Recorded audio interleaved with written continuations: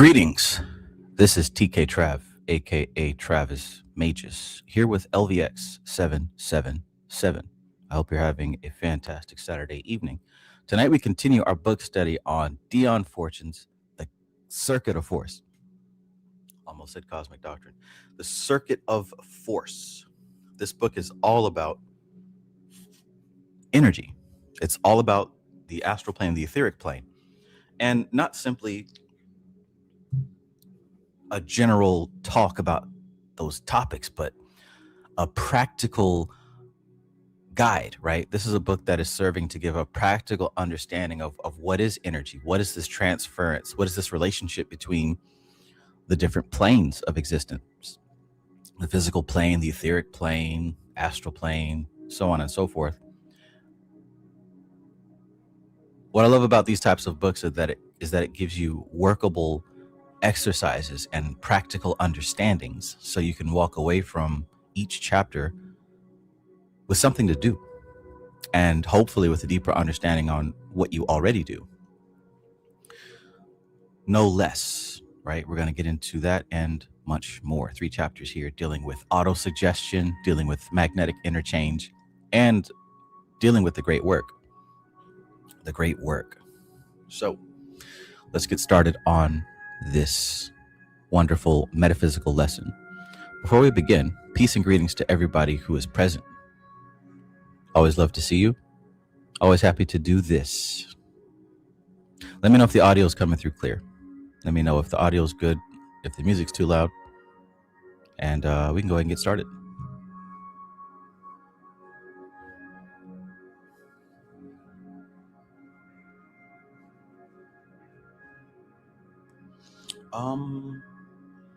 What am I missing? I'm missing a blue unicorn.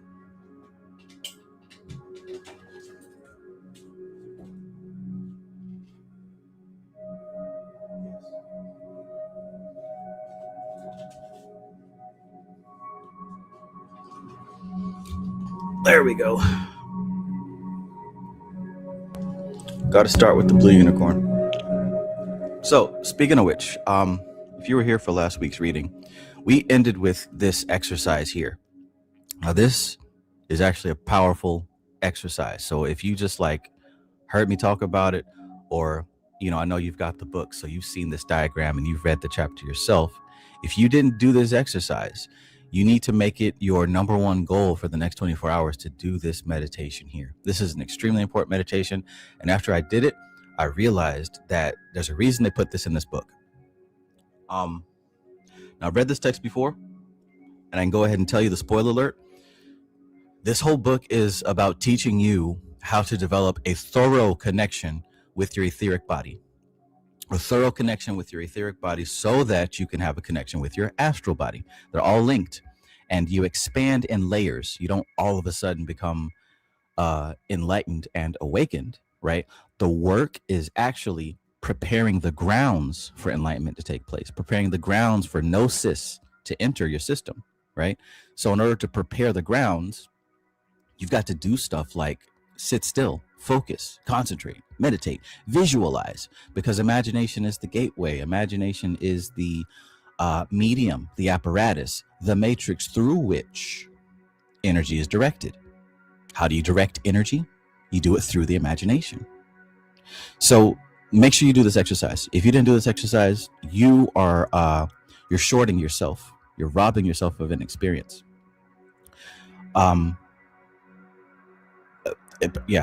If you do it, I think that you will see why I'm saying that. And this exercise, of course, was, visualizing the soul star above you. It's just like the middle pillar exercise. I'm sure you've done the middle pillar exercise before. It's just like that, except what you're doing is you're circulating you're using your visualization to circulate the energy from your crown chakra down through each of your energetic points. Not simply the chakra points, but also the knees, the soles of the feet, and the earth star. You're training your imagination to draw this energy down through yourself. That's what you're doing. So like I said, make sure you do that exercise. Make sure you do that exercise. Sunshine Chick, peace and greetings. Always great to see you. Always great to see you. Hope you're having a wonderful day. And happy Mother's Day. That's tomorrow, right? Either way, happy joy. Fat Tony in the building. Peace and greetings, my friend. Zero the hero. Nothing can stop you, Zero. Peace. Emperor Rex, peace and greetings. Dr. Lakeith, peace. Thank you. Greetings, my friend. Cosmic Puzzle, peace and greetings, peace. Monica Lawan, greetings, welcome. Jason, peace. Jason says, keep up the good work, mate. Watching from Melbourne, Australia. Thank you. Greetings to you. Ashley, peace and greetings. Welcome. Rose of Flame, peace to you. I hope you've had a good week as well. Welcome, my friend. Chicano 42 in the building. Peace. Chicano says, sounds a lot like your guided meditation on the middle pillar on YouTube. Yes, it does. And I think it accomplishes the same thing, right? Like I said, it's a visualization of directing and channeling this force, right? The circuit of force, directing it from the crown chakra down to the root. And what you're essentially doing is you're subconsciously anchoring yourself as the vessel through which divinity flows. I would say do this meditation at least 5 times. But if you're someone who can make this a part of your regular routine, this would not be a bad one to have. This would be a great one to have. Because like I said, even with the lesser banishing ritual, the pentagram, what you're doing is you're establishing yourself as the center of the universe. And that's extremely subconsciously important, right? Most people don't do that. They talk about it and they surface level project themselves as such. But this stuff has to take place on the subconscious because that's where it becomes automatic. So exercises like this helps you to visually and symbolically see yourself as the center of the universe subconsciously. Ghetto Physics 777, peace and welcome, my friend. Ghetto Physics says, this sounds like something I've been into. I love the title and book reading. Yeah, this is a great one. Everything Dion Fortune is a great one, honestly. I'm a cosmic harmonizer. Yeah, man. Yeah. I received a channeled message working with my friend. And that was the message, really. Those of us who are cosmic harmonizers, of course, now is always the time to do the work. But with this recent shift, it's, of course, always more important to take that title seriously as a cosmic harmonizer and actually do the harmonizing. For many reasons. Number one, because most people are unconscious and autopilot, just doing shit. Not with no understanding. And number two, the environment is waiting for directions. The elemental spirits are waiting for directions. Otherwise, they're just going to repeat the old shit that they've been told. So everyone who considers himself a cosmic harmonizer or something like that, it's time to take your confidence, right? Take your spiritual authority and do what the fuck you're supposed to do. Talk to the environment, talk to these spirits, talk to the energy, use your visualization, shape the world. Don't wait for some other jackass to shape it for you. You got to do it, and you got to do it now. Ashe. Okay, let's get to this reading. Magnetic Interchange, The Circuit of Force, Part 6, October 1939. Dion Fortune. I do not know what the teaching of the accredited exponents of the science of yoga may be, never having seen the point referred to in their writings, but I have observed that the centers always work in pairs, and it seems impossible to bring one into function unless it is supported by another. Malkuth, for instance, supplies the force for the functioning of Yesod, just as Kether illuminates the supernal triad.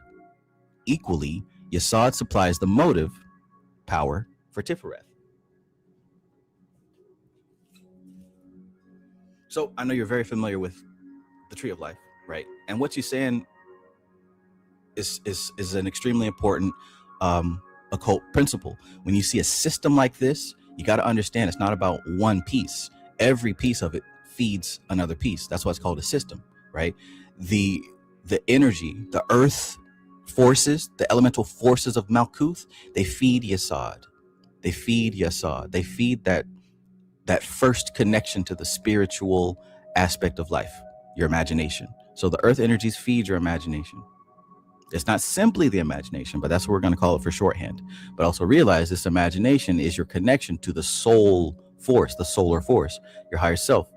Your higher self speaks to you through the imagination, because where else is it going to speak to you through, right? Are you looking for your higher self to descend down in robes, right, with a face and fingers and arms and talk to you? Oh, this is your life mission and you must do that. That's not how it works. If that's going to happen, it happens through what? The imagination, not in the physical flesh. Everything in the material plane is part of the material plane. It's earth. It is matter. Nothing new. Nothing will change about it. It'll change shape, but nothing new can be introduced. This is a closed ecosystem, but that doesn't even matter. Nothing here matters. The only thing that matters is the map that we lay down on this territory. We project our story, we project meanings, we project everything onto the matter. The matter doesn't matter. It's not this book that matters. It's not this pen that matters. What matters is my belief about this pen and this book, my imagination about this belief in this book, right? So anyways, that imagination center, that belief center, that this first connection to the spiritual realm, that's what feeds the relationship with your higher self, which is why it's so important, like I always say, to build your library of correspondences, because what you're building is a language for your higher self to communicate to you. What she also said in that first line was that Kether feeds the supernal triad. In fact, this whole system descends out of Kether. It all overflows and folds down. So in other words, you don't dedicate your life to studying just one Sephiroth, oh, I'm Christ consciousness, or oh, I'm Binah, or whatever. You want to become familiar with all the pieces of the system so that you can see it operating in your imagination, in your physical life, in your dreams, etc. Check.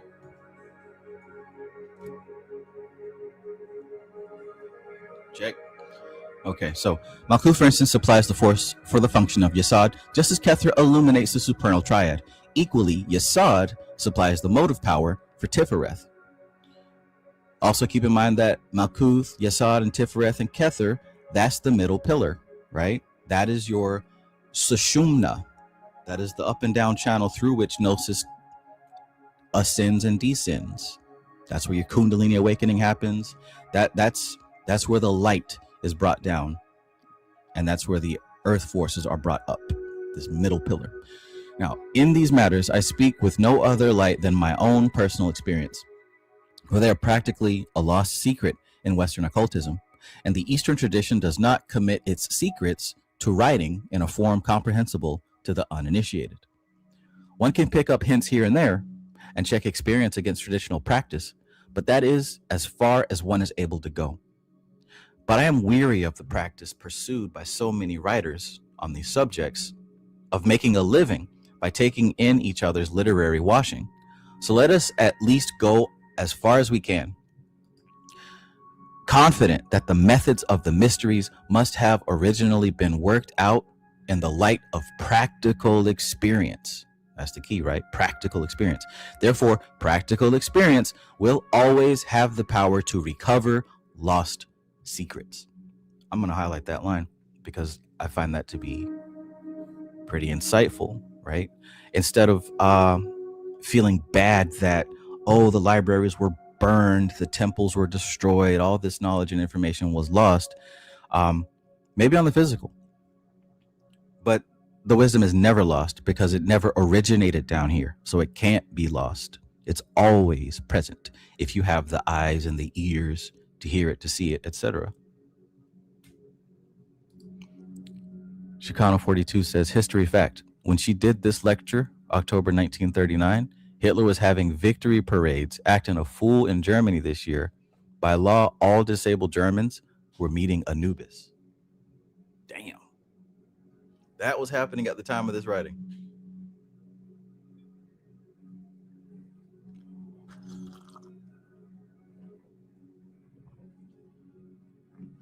that's some powerful context. Still providing this information in the midst of the Nazi Party on the up, on the victory side of things. Interesting.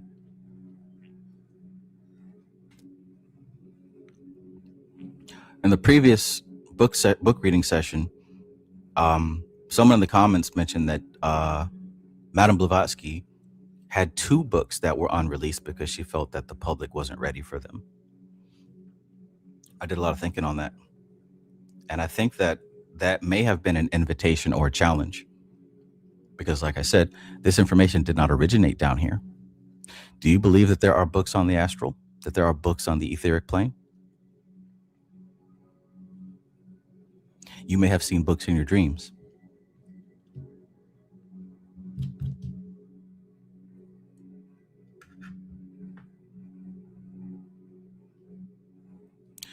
Let's continue.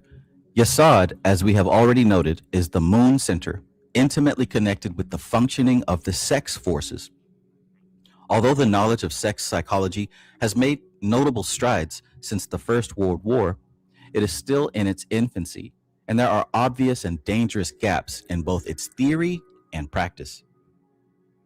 I do not propose in these pages to deal with the subject of sex in its physiological or social aspects, but solely in its magnetic one, touching upon the physical and moral insofar as it may be necessary to explain or qualify the practical application of what I have to say.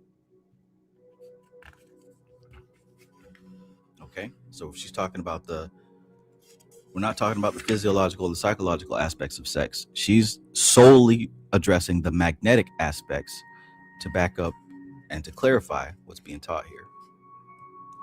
Okay.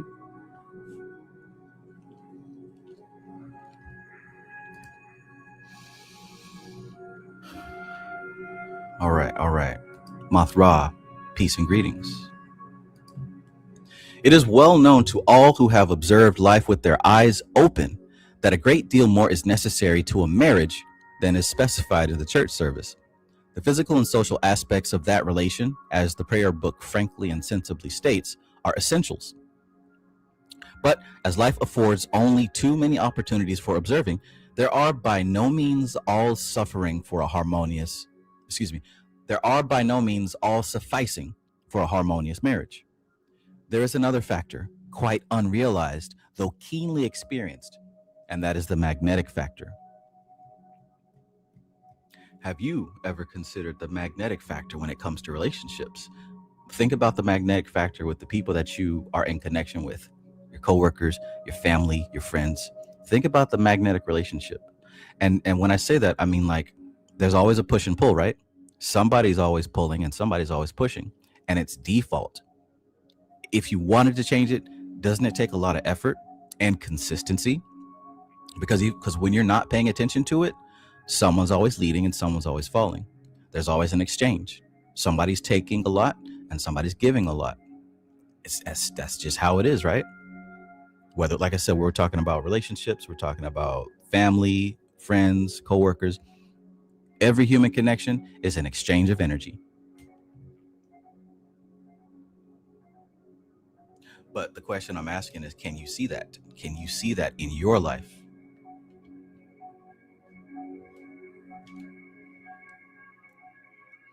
Can you identify the relationships that feed you and the ones that you feed? Are there any that you would wish to terminate? Are there any that you wish to change?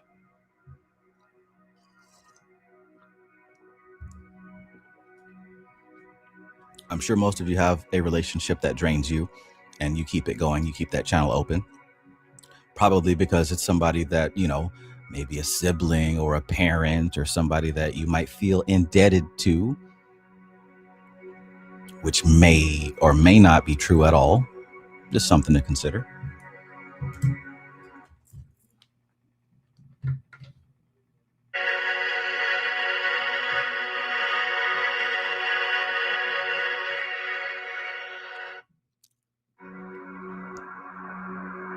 So there's another factor quite unrealized, though keenly experienced, and that is the magnetic factor. The subtle magnetism of a living creature is a very curious thing.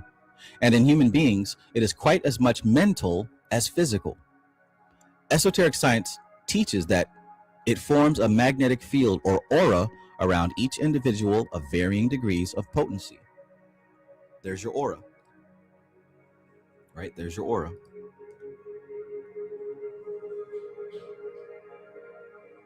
Esoteric science teaches that it forms a magnetic field or aura around each individual of varying degrees of potency. This is that subtle magnetism. When the voltage is high, it can emanate a ray-like beam, wireless. When it is low, it can exercise a kind of absorbing or draining influence upon its environment. Check that out, right? So when your voltage is high, when that magnetic field is high and potent, when that aura is high, look at what it does. It emanates. That means it radiates outward. It gives out a ray-like beam wireless. So you're transmitting, right? You're producing, you're influencing. But look at this. When it is low, it can exercise a kind of absorbing or draining influence upon its environment. Have you ever heard the phrase of a psychic vampire? Have you ever been in a relationship with somebody who is literally draining? Not even on purpose. It just you feel drained. After dealing with this person, you feel like something is taken from you, absorbed. It could be that they've always got a sob story. They're always a victim. It could be that they always need something from you, right? You know they're going to ask you for something. It might be money. It might be favors. It might be time. But it's not that you're being selfish or greedy. It's that you know on a deep level that this exchange is not fair, that you're going to give and you're not going to get nothing in exchange that's worth anything. You ever had a relationship like that? Go ahead and see about cutting that shit off. You will be so much happier when you start getting rid of them kind of people. You will be so much happier and you will have more energy for yourself cutting them kind of people off.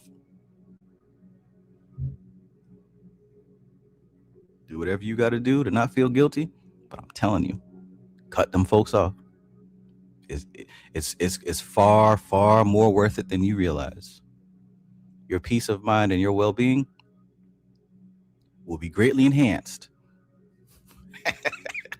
Get rid of them folks.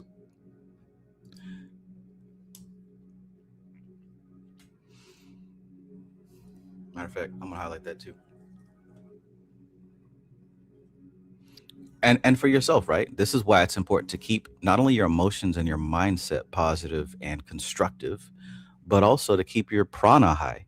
Do these breathing exercises, man. Do these breathing exercises. Do your meditation. Take time to feed yourself. When we talk about self-care, that don't just mean, getting something nice to eat or getting a fucking bottle of whatever or taking a long ass bath. Self-care also means you take the time to feed your energy, literally. By doing meditations like the one I just pointed to on the previous page, or any kind of meditation or visualization, you got to make sure that you are regularly charging up that aura, or else you may be the type of person who's draining the environment and not realizing it. Or should I say not accepting it, because you know what you are. You know who you are.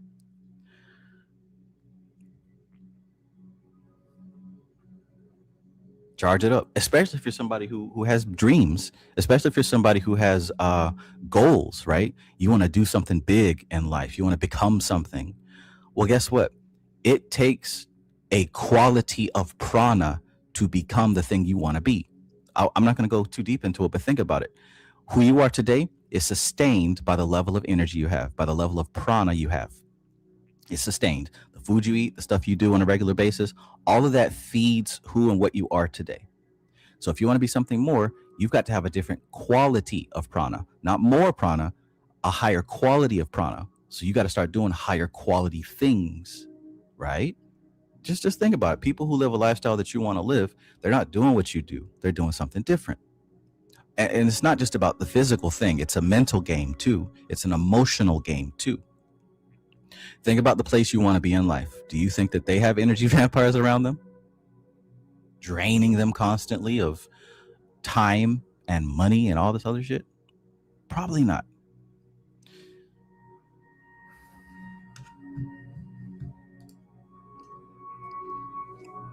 Trav gonna have me on a blocking spree. Hey man, sometimes that's the best thing for you. Sometimes. Because who's gonna lose? The ones that you're blocking, not you. Zero says, and if you give everything and you feel full and given and you want to give and give, that's bhakti 100%. Yeah, absolutely, right? Because there's nothing wrong. The whole thing is about the exchange, right? To give and to give is wonderful, especially if you receive based on what you give, or even more. It's a flow, it's a circuit, right? If a surplus is given, then a surplus will return. It flows like that. It's about balance. The problem is when that circuit is not a circuit but a drain. That means there's a leakage somewhere.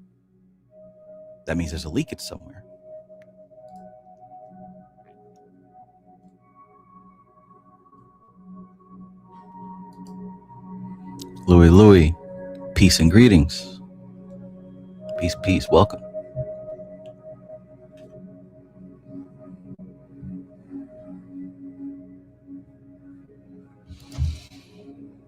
Ghetto Physics says facts. If you can't access your own soul and temple, that's a big fuck up on the mind-body experience and connection.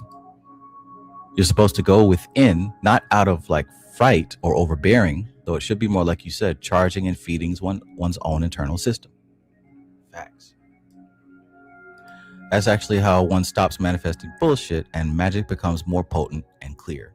Right. When it's coming from a place of balance, really balance. That's another thing that's a key too, right? You don't want to be doing any type of spiritual work out of fight or flight or stress or like anything of that nature, because consider those emotions ingredients. And if you're cooking something, the ingredients that you put in is going to affect how it tastes. So if you're doing these rituals and these magic out of desperation and fear, oh, I gotta do something, that's going to come through your results. And again, this is a circuit, so it's going to repeat. You may solve it for now, but you've also planted seeds for it to come back. That's why it's so important to have control over your mental state, your frame, your emotional state. And again, this is why I talk about spiritual authority, because spiritual authority is not about confidence. It's about operating from a place that is beyond the influence of the elemental forces. No matter what's going on in your life, you've got to train yourself to maintain your frame regardless of the elemental forces that are influencing your body. So even if it's an emergency, you've got to learn to snap into magus mode. You got to learn to snap into spiritual authority and move without the pressure of fear and stress and doubt and all that other stuff. It's possible, but like I said, you got to train yourself to do that.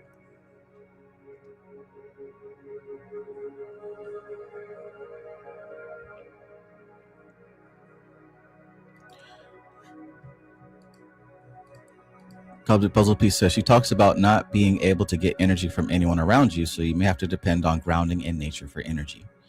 Yes.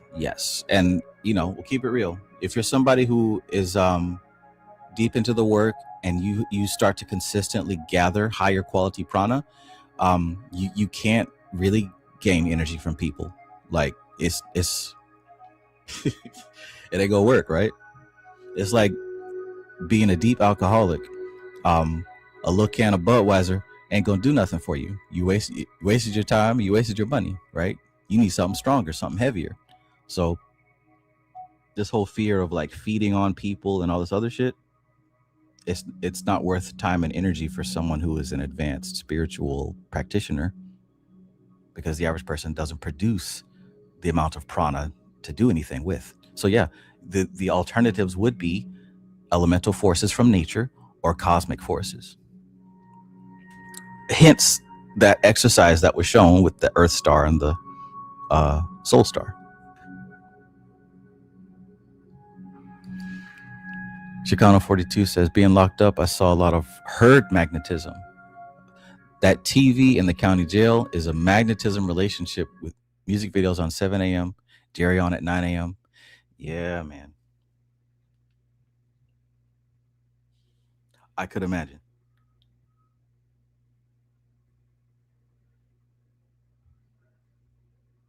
I don't think anybody wants to see what would happen if the TV wasn't there.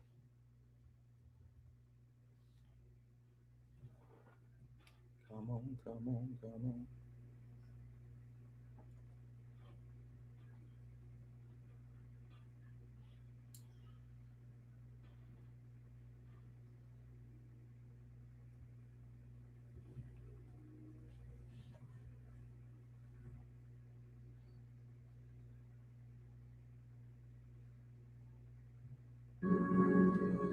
Okay.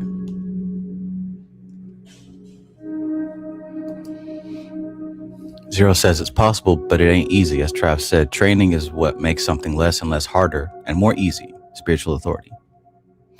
Right, right. Learn to move without the pressure and the stress of the external. All right, so when aura impinges upon aura, if the vibrations are in tune with each other, interchange of magnetism takes place. They do not need to be of identical pitch for this interchange, but on the analogy of musical tone, provided the wavelengths of their vibrations are multiples of one another, they will harmonize. But if they possess no common factors, they will form dissonances. Think of it as like music, right? You don't have to be on the exact same level as somebody else. They don't have to be on the same level as you. However, y'all got to be in the same key, right? Y'all got to be on the same key. Those of you who work with music, you know, it's certain notes that will not fit into that song.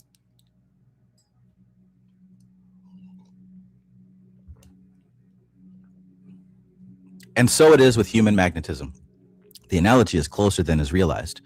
Consequently, we observe that there are some persons with whom interchange of sympathy is easy, and some with whom it is impossible.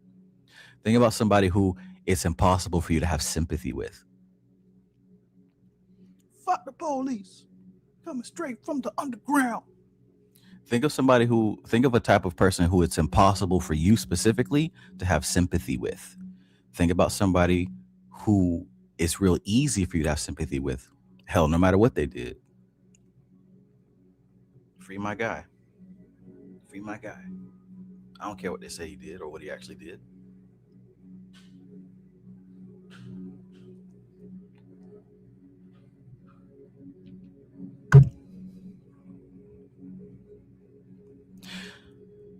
Consequently, we observe that there are some persons with whom interchange of sympathy is easy, and some with whom it is impossible. We also observe that when people of dissonant magnetism are forced to live in close relationship to each other, that the more potent will tend to tune the less vital to his or her own keynote.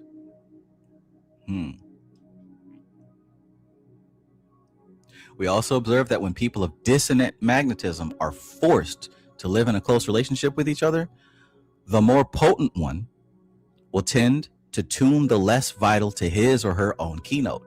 So we're talking about, you know, somebody dominates and somebody submits, even when there's dissonance, because there has to be balance. Interesting.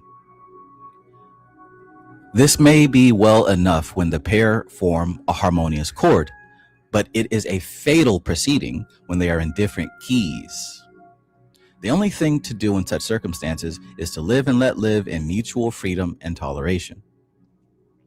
We also observe that magnetism flows from the highly charged to the less highly charged, and that both benefit by the exchange, the former being relieved of pressure and congestion, and the latter being vitalized and inspired.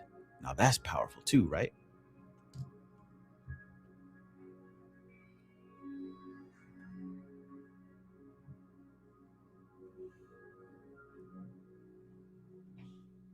If you consider yourself in a relationship with a person or persons, and you are of the higher vibration, it is useful and appropriate and helpful to you to transfer and exchange energy or magnetism with somebody of a lesser vibration, because it is a relief of pressure. In fact, there honestly, right, because we're talking about being these regulators of energy, most of the energy that you're gathering isn't even for you. It's not even for you. It's going to be for your environment or the others that you are in relationship with. All of this is about energy exchange. A lot of the information, a lot of the energy that you gather ain't even for you. Consider that. So we also observe that magnetism flows from the highly charged to the less highly charged, and that both benefit by the exchange, the former being relieved of pressure and congestion, and the latter being vitalized and inspired. Presently, however, when two persons are associated together permanently and exclusively, a state of equilibrium is reached, and they cease to benefit by the association to the degree that they once did. Though the fact that if parted, they soon become conscious that something is lacking and miss each other, shows that a low pressure circulation of magnetism is going on between them unobserved. Have you noticed that? Have you noticed that you might meet somebody, you might link up with that person and form this long-term deep relationship, and you start to realize the exchange isn't as pronounced as it used to be. It's not as obvious. In fact, it looks like it's kind of still, it's balanced, it's harmonized, right? However, when there's a breakup, when that pair leaves and is separated, you quickly realize that something is missing. Interesting, right? Fresh magnetism from a new source serves as a stimulus and revivifies those who have settled down into a quiescent condition of mutual satiation. This magnetism does not need to be that of a liaison or a love affair. Ordinary social intercourse with congenial people will suffice. Much magnetism gets exchanged in perfectly decorous dancing, and a visit to the theater or cinema is a very definite outlet and a stimulus. So I want you to think about this also in your life, right? I'm just speaking in general, take it as you will. There may be some things that you do and it's like, oh, well, a spiritual person probably shouldn't be doing this, or I don't know if maybe I should leave this behind or whatever. But perhaps there are some habits or behaviors or hobbies or whatever that you have in your life that is your primary way to offload magnetism and certain energies.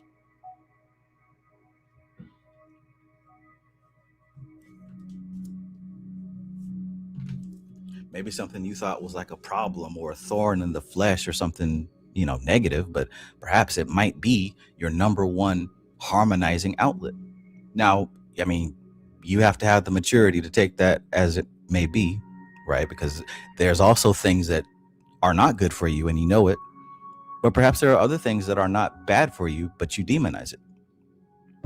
As the great Swami Satyasangananda said and taught with Shuddhi, no act or behavior is evil or dirty or sinful in itself. Because, hell, when you think about it, all of matter is just matter. It has no value whatsoever, more or less than anything else. What matters is your belief about it. What matters is your attachment to it. What matters is how you identify with it. That's what causes the purity or impurity.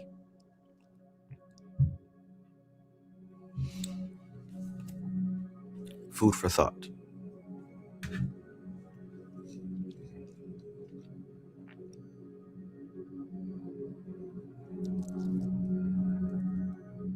Food for thought. Proteus, seer of eons.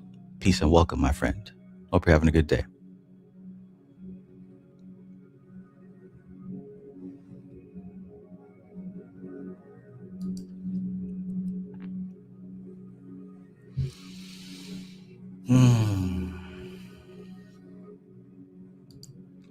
Ghetto Physics says a chaos being like me will make something out of tune or off beat magically on beat. A lot of artists do it, but you're right, Trav. When organizing a track, it's very precise to the notes, one hit or the space one fills.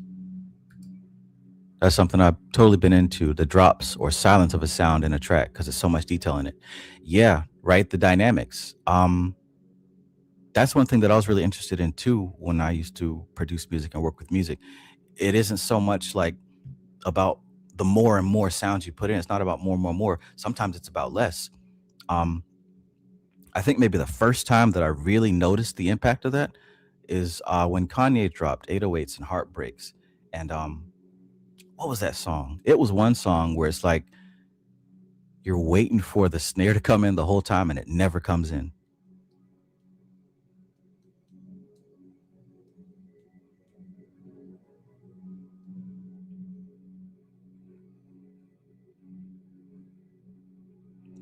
I can't remember the name of it.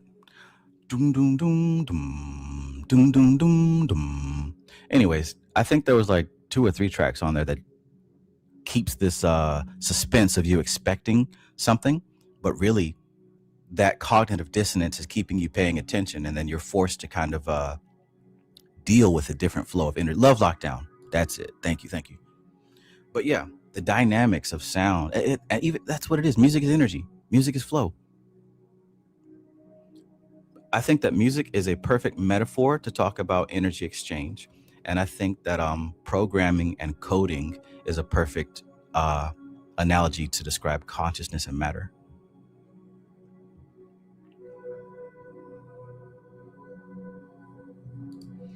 Proteus Seer of Eon says, as a drummer, pauses always got me jobs. Overplaying gets you fired. Tact is everything. Yes. Balance, man. It's all about balance. And when you understand your art, your craft, and you understand your medium, you can work with balance, right? You can tell people who don't understand balance because, like you said, there's an overplaying or there's an overacting. There's a doing too much. Pauses, emptiness, silence, and withdrawal is just as powerful as the opposite.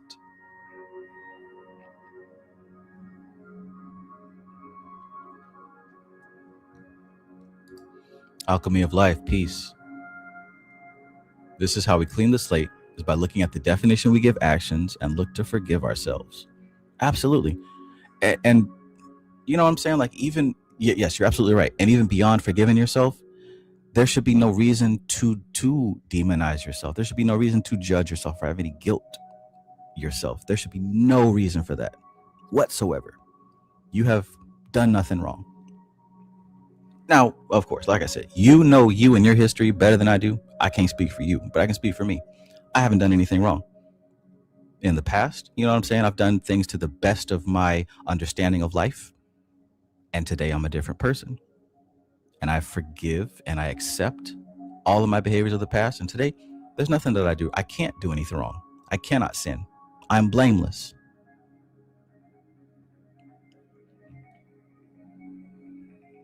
You have to be able to lay down and go to sleep with a clean conscience and a clean heart. And it's not just about feeling good. This also helps to clear the pathways for that prana to flow, for that gnosis to come through, right? Justin Simmons, peace and greetings. Peace and greetings. All right, let's continue. Mothra says, facts, guilt and shame are like at the bottom of the vibrational scale according to Hawkins levels. Oh yeah, I just whipped out that chart like 2 days ago. It's still sitting on my table. Absolutely. I mean, yeah, don't want to get too sidetracked, but depending on what level you vibrate based on that scale, that even has an effect on the spirits that you work with. See, one thing about spirits is very interesting. Let's talk about the Goetia, for example. You'll see that different books talk about different definitions of what they do or different descriptions. Check this out. It's all dependent on the practitioner. So depending on where you vibrate on that scale, you're going to have a different experience with Andros. You're going to have a different experience with King Payment. You're going to have a different experience with Sabnok or whoever. It depends on you. That's why there's so many different descriptions of these spirits. Isn't that some powerful information that no other practitioner has ever told you?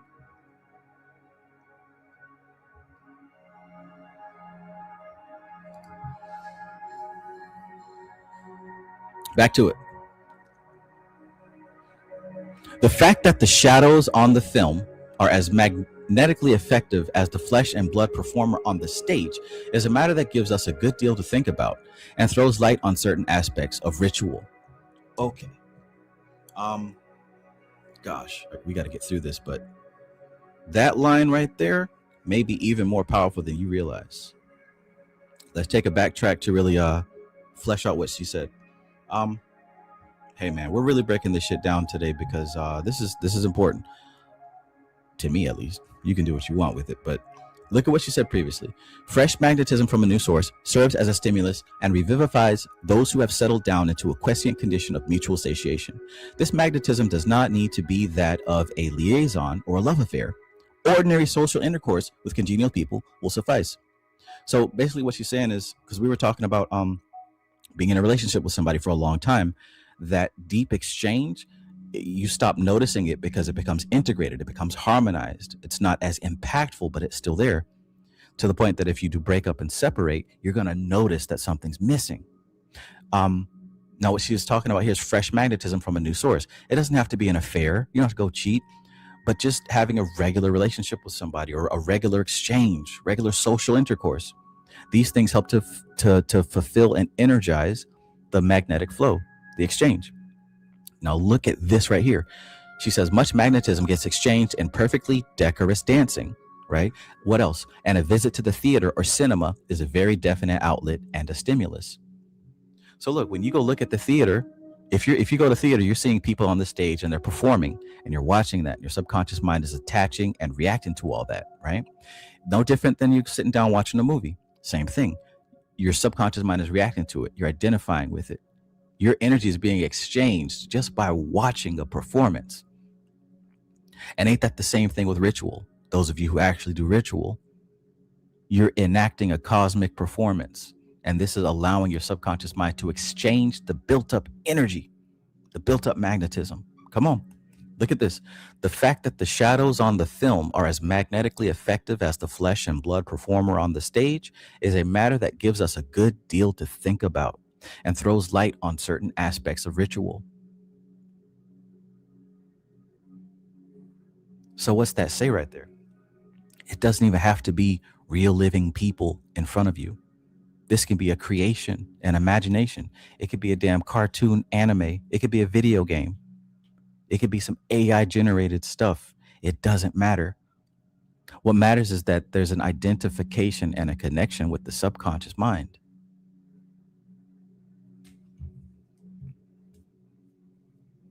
Now that's something that might be a little difficult for some people to accept. Ghetto Physics 777, you recently sent me a meme that showed like the first robot monk, right? There's like this robot AI, they got them little robots that walk around and shit, that's been converted to Buddhism, right? And he's living in a temple and he's going through the rituals and meditations right along with everybody. All the comments, oh, fuck this shit. It's going too far. We need to cancel AI. We need to shut it down. But it's like those people don't even have the eyes to see what's happening right in front of them. You got to be able to look past the external. You got to be able to look past the surface. Man, I think that was powerful. A robot monk.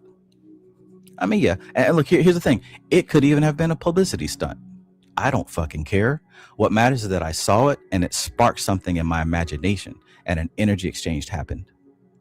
Just like when you go to church and the pastor says, oh, you got to donate 10%. A lot of people fight against that. In my imagination, I believed that was a fair energy exchange. So when I was a Christian, I paid my tithes. I submitted my 10% and kept it moving. Oh, well, Trav, that money's going to the pastor's new car, or he's just using that. It doesn't matter. Money's supposed to be spent. What matters is that I performed an exchange of my energy. And once I drop that money in the bucket, that's the end of my concern with it. You get what I'm saying? And if you don't, think about it some more.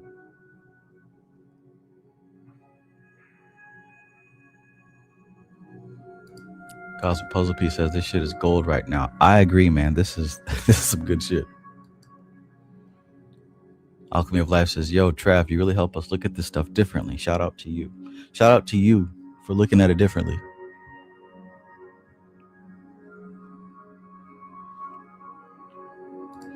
Justin Simmons says, having whatever's playing on TV or a song enters my dreams. Yeah, man. I like to sleep with my mantras playing. And same thing. Sometimes it bleeds through. I think those are pretty cool moments. Mike's art, peace, and greetings. It never mattered, right? The subconscious only understood the exchange. Facts. And when you do that, when you flow like that, it's very difficult to get upset and worked up about the shit that everybody else is getting worked up about. Doesn't matter. Proteus Seer of Eon says tithing is an interesting spiritual law. Yeah. I pay myself due to my personal energy exchange now. Right. And we could talk about the history of it or what the Bible says or whatever. What matters to me is the exchange aspect of it. That's what I use it for in my personal practice, right? Like you say, I pay myself due to my personal energy exchange. Whatever works. That's literally what it's about. If it's working, don't stop it. Zero says, and it's tricky because people think it's the other way. It's the other when in reality, the energy inside of us that is mirrored by the other. But it's that energy exchange. That's why a lot of marriage is... That's why a lot of marriage ends. I see. I saw a different phrase at the end.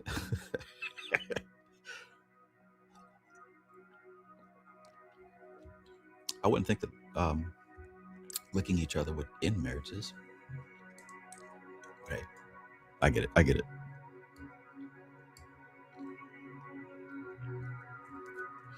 Obviously, the shadow on the screen cannot emanate any personal magnetism, right? Therefore, it follows that each stimulus, as is received, is due to the release of reserves of the spectator's own latent magnetism, set free by the emotionally stirred imagination. You see that?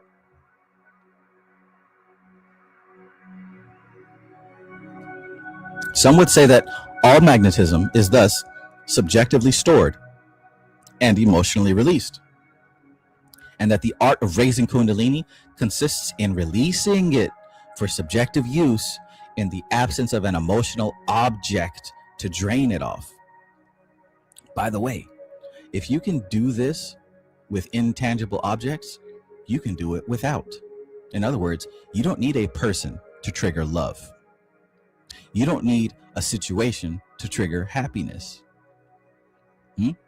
You don't need accolades and awards to trigger pride and confidence and love for yourself.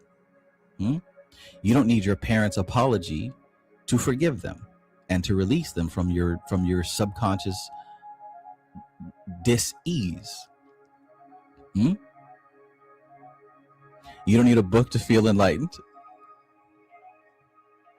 Everything external is literally just a trigger for something subjective.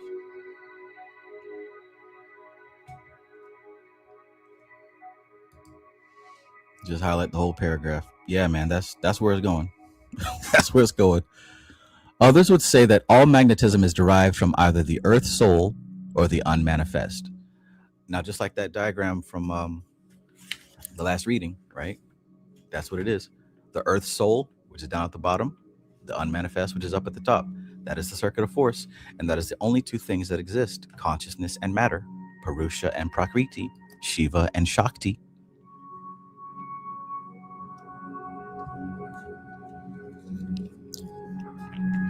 But yeah, for those of you who are on the level and you have this book, I would suggest that you take deep consideration of this line, because this is something that you deal with on a daily basis. And you can turn this into your practice. You can turn this into part of your practice.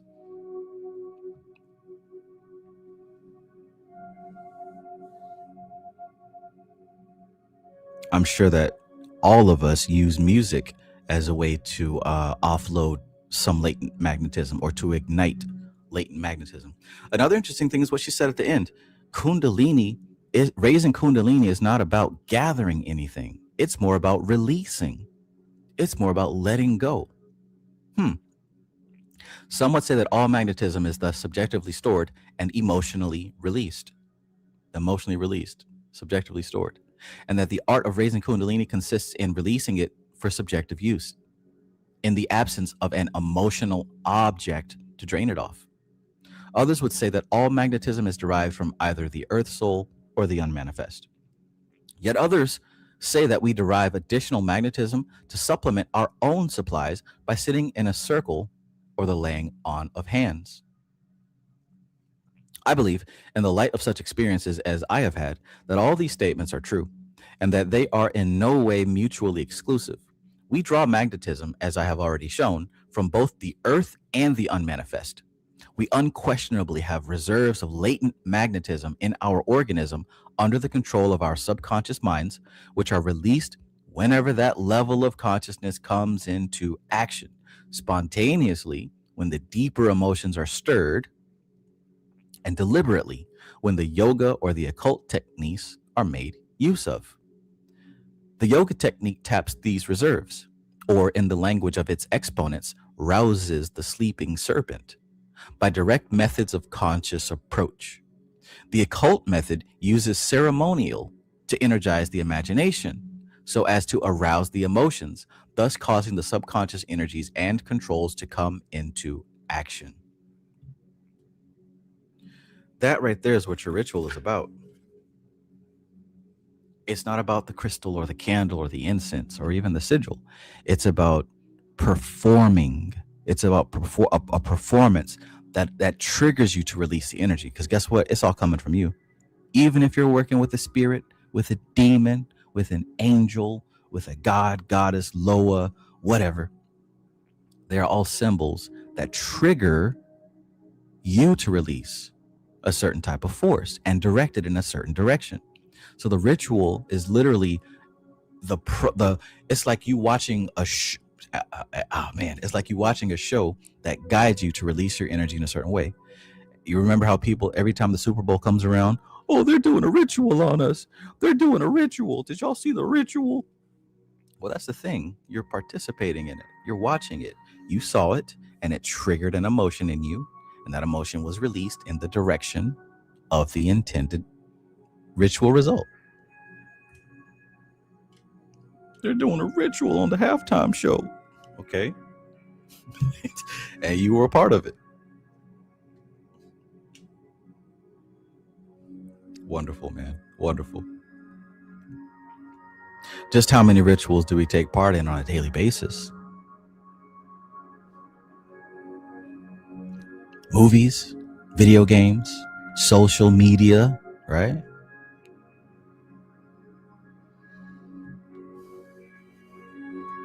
Mike Sart says similar to branding. Marketing is a powerful magic. Marketing is a powerful magic.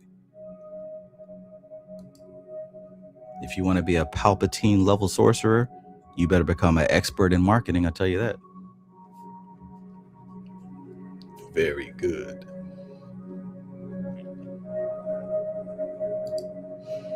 Diary of a Divine Soul asks, don't you need to experience first in order to recreate the feeling?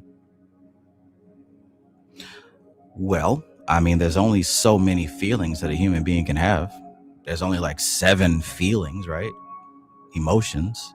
There's only like 12. Like, it's not very many things a human can feel. So it's more about using your imagination to direct any one of those feelings to trigger. You know what I'm saying? Like, because what are we talking about, right? Say, for example, you may not know what it feels like to have $1 million in the bank. Okay, but here's the thing. You're being extremely specific. Zoom out a bit. You know what it feels like to have money. You know what it feels like to feel security when you have your needs met, right? You got to zoom out. That's the thing. So you've already felt everything. Like, there's no feeling you haven't felt. Every feeling has degrees, right? There's pain. There's a little bit of pain, and there's excruciating pain. There's happiness. There's only a limited number of feelings. You just got to be very clear on what it is you're trying to feel. Even love, you know what I'm saying? Even if you've never been in love, right? I've never been in mutual love. I've never had someone love me to the same degree that I've loved them. But I've experienced love, right? I've experienced a love for myself. I've experienced a love for my son. I've experienced a love for things, for ideas. It's still love. Let me know if that answers your question. Mo Man says, when in doubt, zoom out. It's easy. When in doubt, zoom out.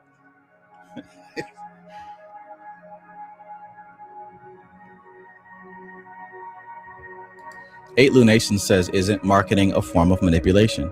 Absolutely. Absolutely.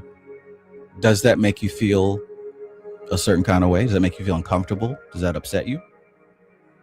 I'd like for you to tell me what type of relationship is not a form of manipulation. In fact, what type of existence is not a form of manipulation? How early does manipulation come into your daily life from when you open your eyes and get out of bed? Like, how soon does the manipulation start?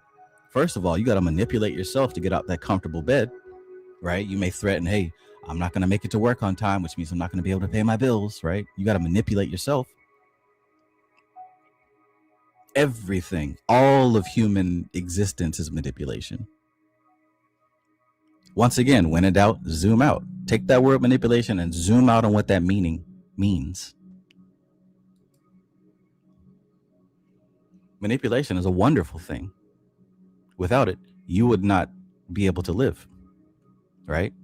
Marketing is a wonderful thing.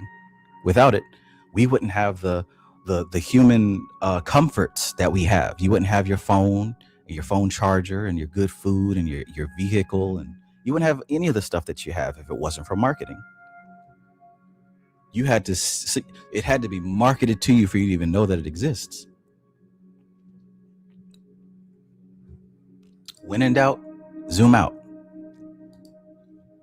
Everybody playing the game. Right. Learn to enjoy it. I love being sold to. I love when an ad reaches me and it's something that I need, that I really want. I love it. I love it. I think it's awesome.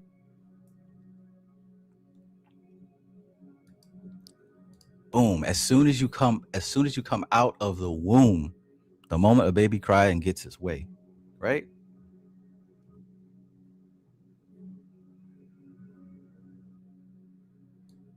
Let's continue. The two methods. All right. So what are we talking about here with these two methods? Oh, yeah. So the yoga technique taps the occult. The yoga technique taps these reserves. Fuck it. We'll just go back all the way. Yet others say that we derive additional magnetism to supplement our own supplies by sitting in a circle or the laying on of hands. I believe, in the light of such experiences as I've had, that all these statements are true and that they are in no way mutually exclusive. We draw magnetism, as I have already shown, from both the earth and the unmanifest. We unquestionably have reserves of latent magnetism in our organism under the control of our subconscious minds, which are released whenever that level of consciousness comes into action. Spontaneously, when the deeper emotions are stirred, and deliberately when the yoga or the occult techniques are made use of. The yoga technique taps these reserves, or in the language of its exponents, rouses the sleeping serpent by direct methods of conscious approach.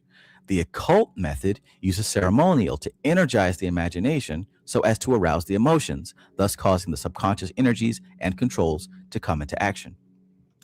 And that's what we do here with Western spirituality, right?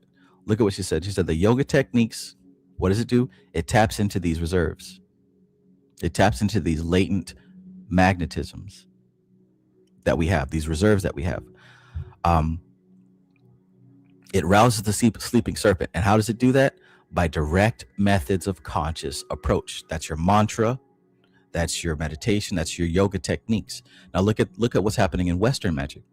She says the occult method which is your rituals and your ceremonies, your evocation, all the stuff that you do that you consider magic. The occult method uses ceremonial to energize the imagination, right? So we're charging up Yesod. We use ceremonial to energize the imagination so as to arouse the emotions. You should be feeling something, right? Thus causing the subconscious energies and controls to come into action.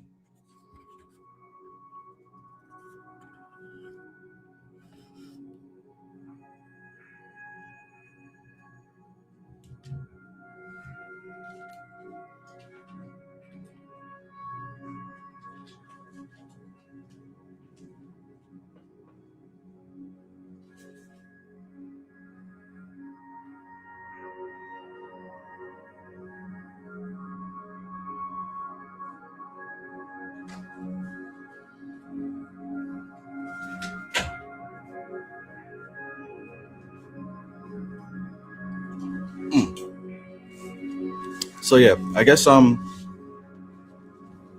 it was already mentioned. We got to break it out anyways, right? We talked about these levels of consciousness, and I think one of my latest realizations was how you look at,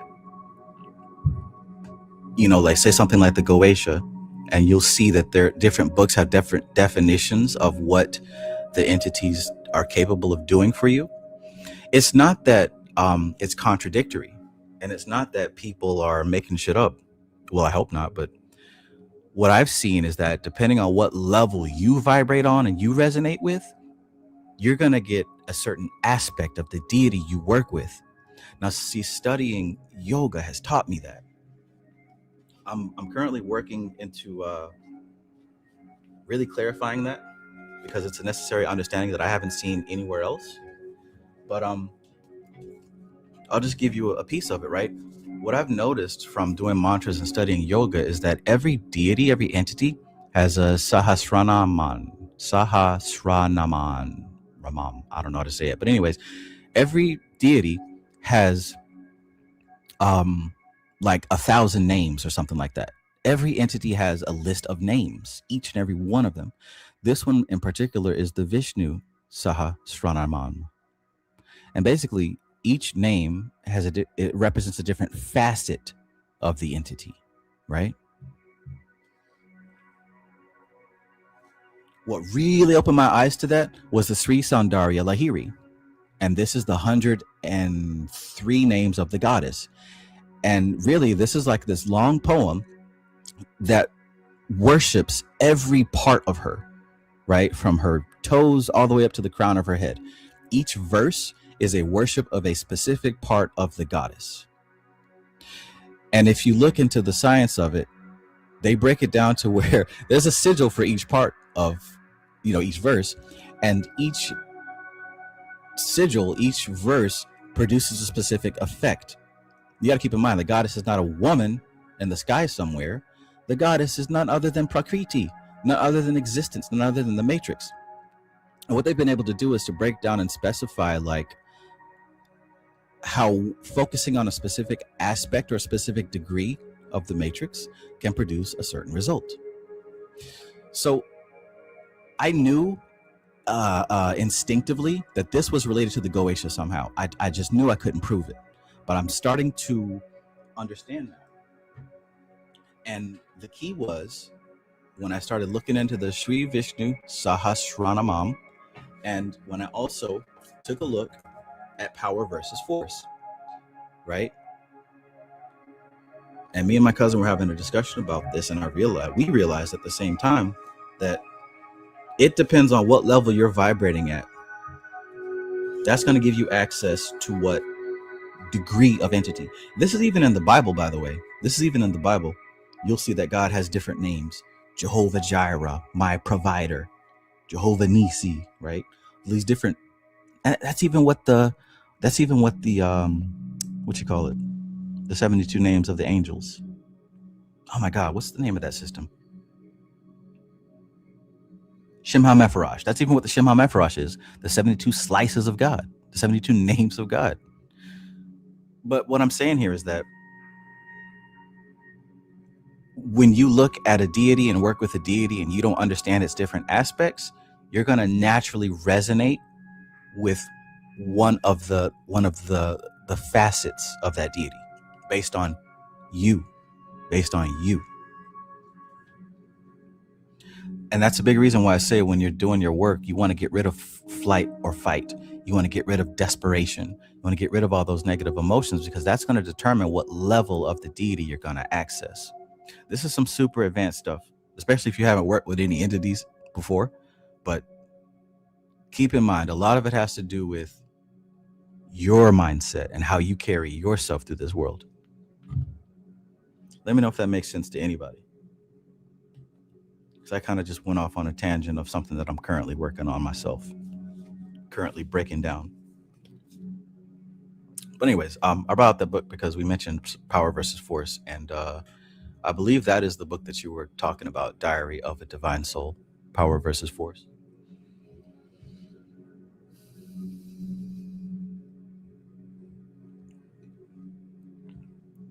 Perhaps, maybe not.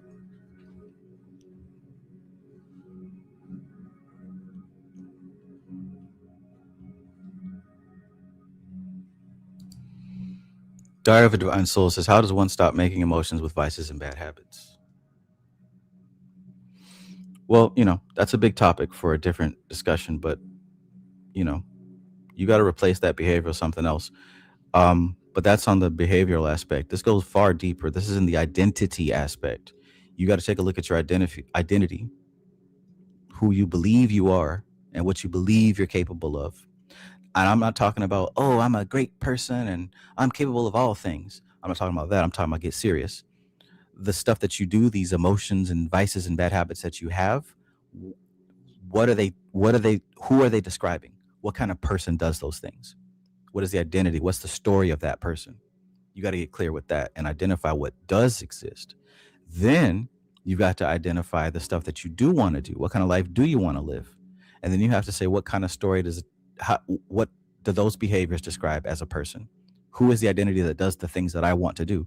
Who do I have to be to be the person I want to be? Who is that? And then you have to adopt that identity. See, identity is not permanent. It is not permanent. It's not fixed at all. You can and you will change. It's easy to change people, and it's easy for people to change. It's not hard.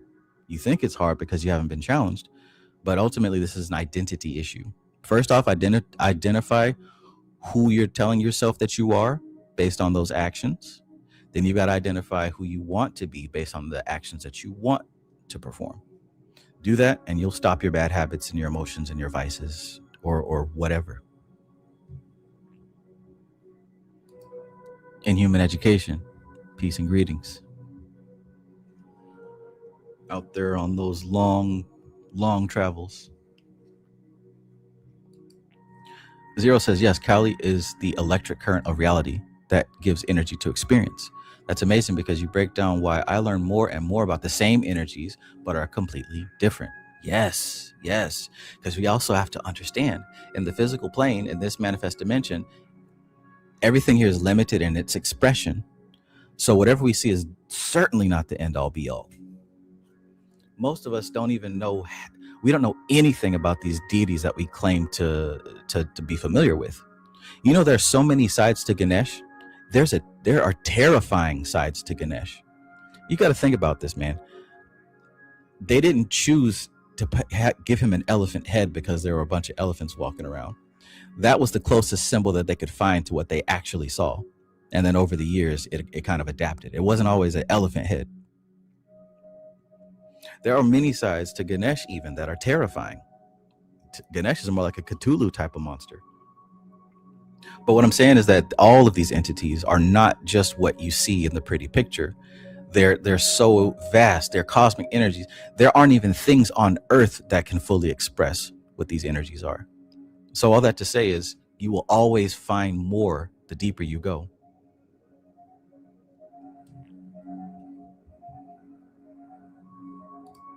Mike's Heart says Andros can be terrifying in one description, but in another, he can be actually very empowering. Right. And what if I told you that depends on the practitioner? That depends on the practitioner. That goes for Jesus. That goes for Satan. That goes for every entity you work with.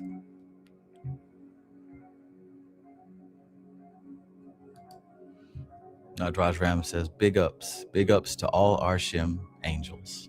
Absolutely. Absolutely.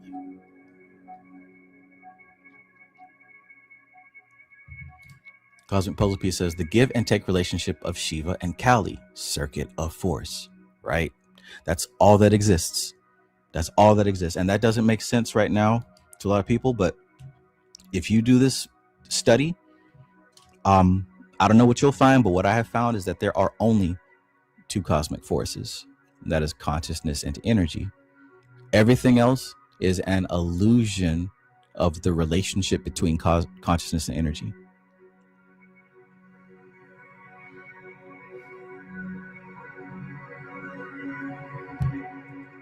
But of course, where there's two, there's a hidden third. Where there's two, there's a hidden third. Where there's three, there's a hidden fourth.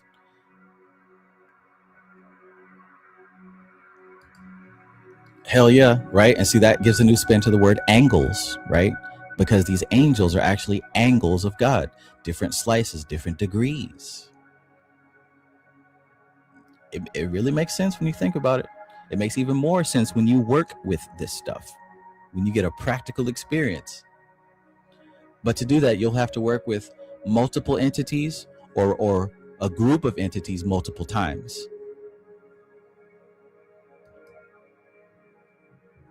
All right, let's continue.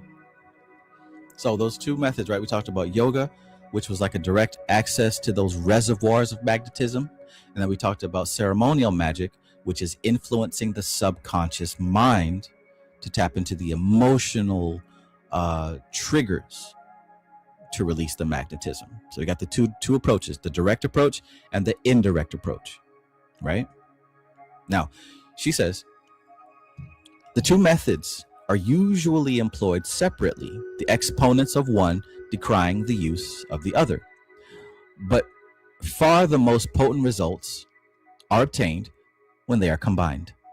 The person who has developed his etheric body by means of yoga is an incomparably more effectual ritualist than one who has left the magnetic side of his nature to gain such development as it may incidentally receive in the practice of ceremonial. One may compare such methods to that of a would-be dancer who set to work to learn the movements of a ballet without first undergoing the preliminary exercises that build up the muscles. Think about that. Think about that, right? You want to be a ballet dancer, or hell, you want to be a football player, right? But you don't do the work to build up your muscles. You don't do the work to prepare the body for what needs to be done. What do you think is going to be the result of that?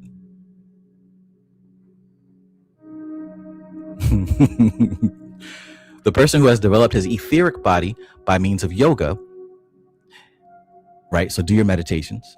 Remember, yoga isn't just about stretching and poses. That's one of the 8 limbs of yoga. There's also a mental yoga. There's an emotional yoga, right?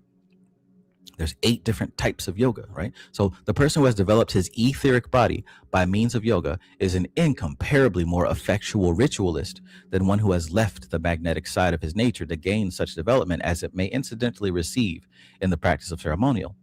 One may compare such methods to that of a would-be dancer who would set to work to learn the movements of a ballet without first undergoing the preliminary exercises that build up the muscles.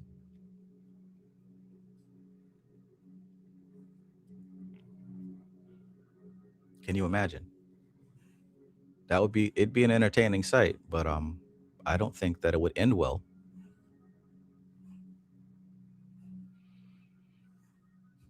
I think that's also like somebody who reads about the occult, but never, ever, ever does a ritual.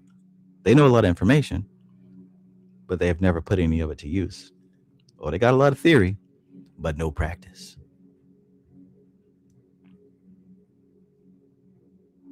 Don't be that guy. Or girl. Or they, them. Chicano 42 says, my Aleister Crowley poster looking at me like, how am I getting this good magical understanding? Yeah, man. Even Crowley's tuning in, right? We stand on the shoulders of giants.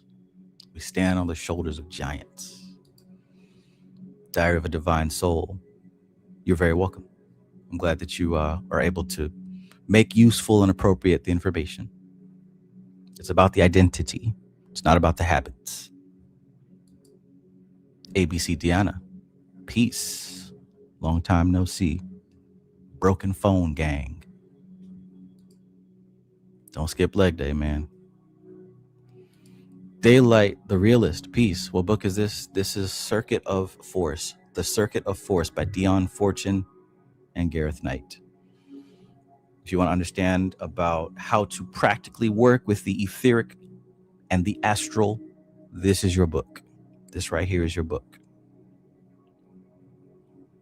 As Cosmic Puzzle Piece said earlier, this is straight no chaser. As all of her work is, man. As all of her work is.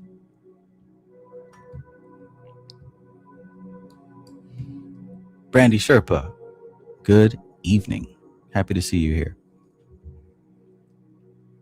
Hope you're having a splendid day.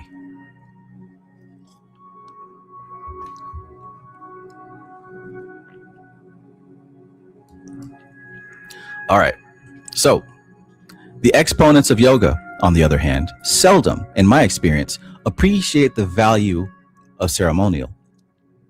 This might, of course, be due to the fact that they have had no experience of ritual effectively performed and judge of it by the dreary routine of church service and Masonic lodge. But such European exponents of yoga, as I have conversed with, appear to give no place to ritual in their philosophy. In India, however, mantra yoga, which is one of the 8 limbs of yoga, or achievement through ceremonial, is one of the recognized paths to enlightenment. And the tantric system of the chakra, or rite performed while sitting in a circle after the manner of spiritualists, is a vital part of the method of working to which, in fact, all else leads up. It is a noteworthy fact that both in the chakra and the seance, it is customary, as far as possible, to seat men and women alternately. In fact, in the chakra, such an arrangement is regarded as indispensable, and numbers are regulated accordingly.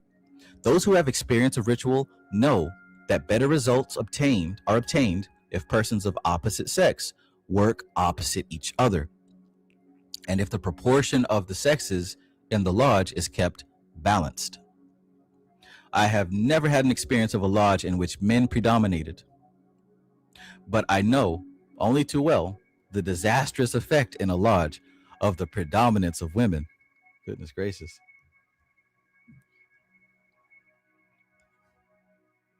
From the testimony of these varied sources of experience and practice, we are, I feel, justified in drawing the conclusion that, in addition to the subjective and impersonal sources of magnetic force, there is a very definite exchange of magnetism between individuals, and that this is greatly enhanced when they work in series, after the manner of battery cells, after the manner of a battery of electric cells. Doesn't that make sense?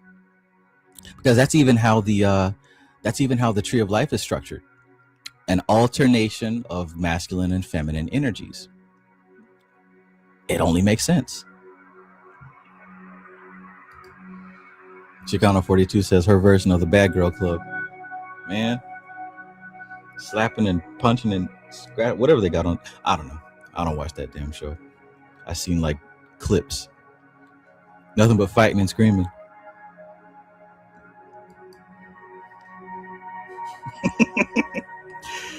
Just imagine. No work getting done whatsoever.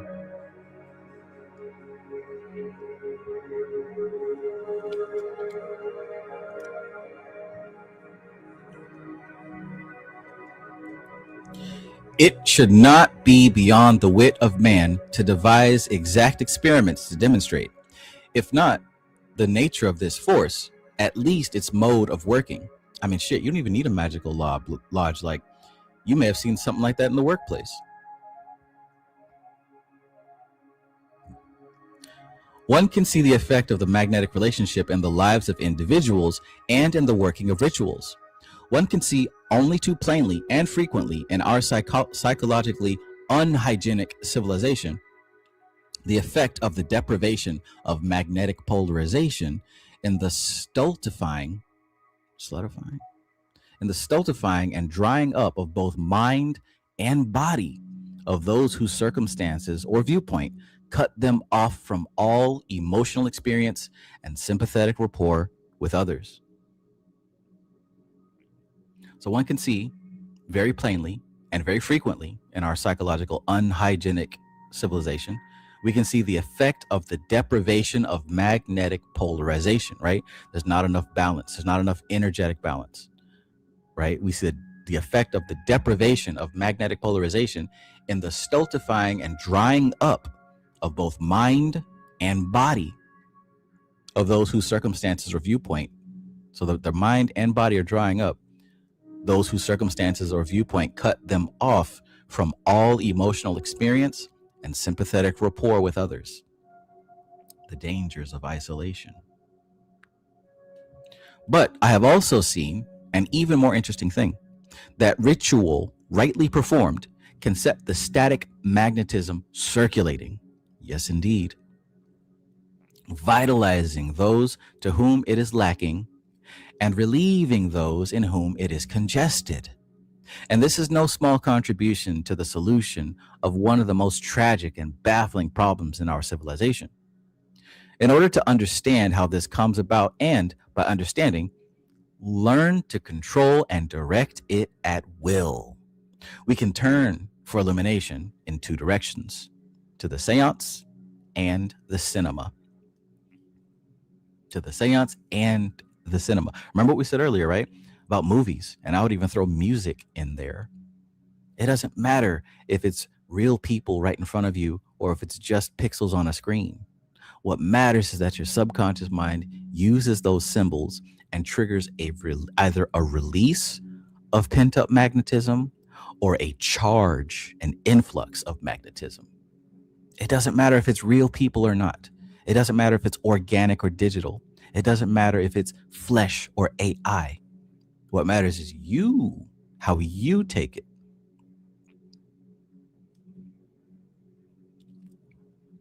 And you know that. We know how, in the seance, the individual sitters pool their magnetic resources to be used by the spirits for manifestation, or, as some think, by the medium for additional psychic power. We also know how the incidents pictured on the screen, by stirring the imagination, rouse the emotions, and so discharge latent magnetism. That's what I'm talking about. Wait, where's that at?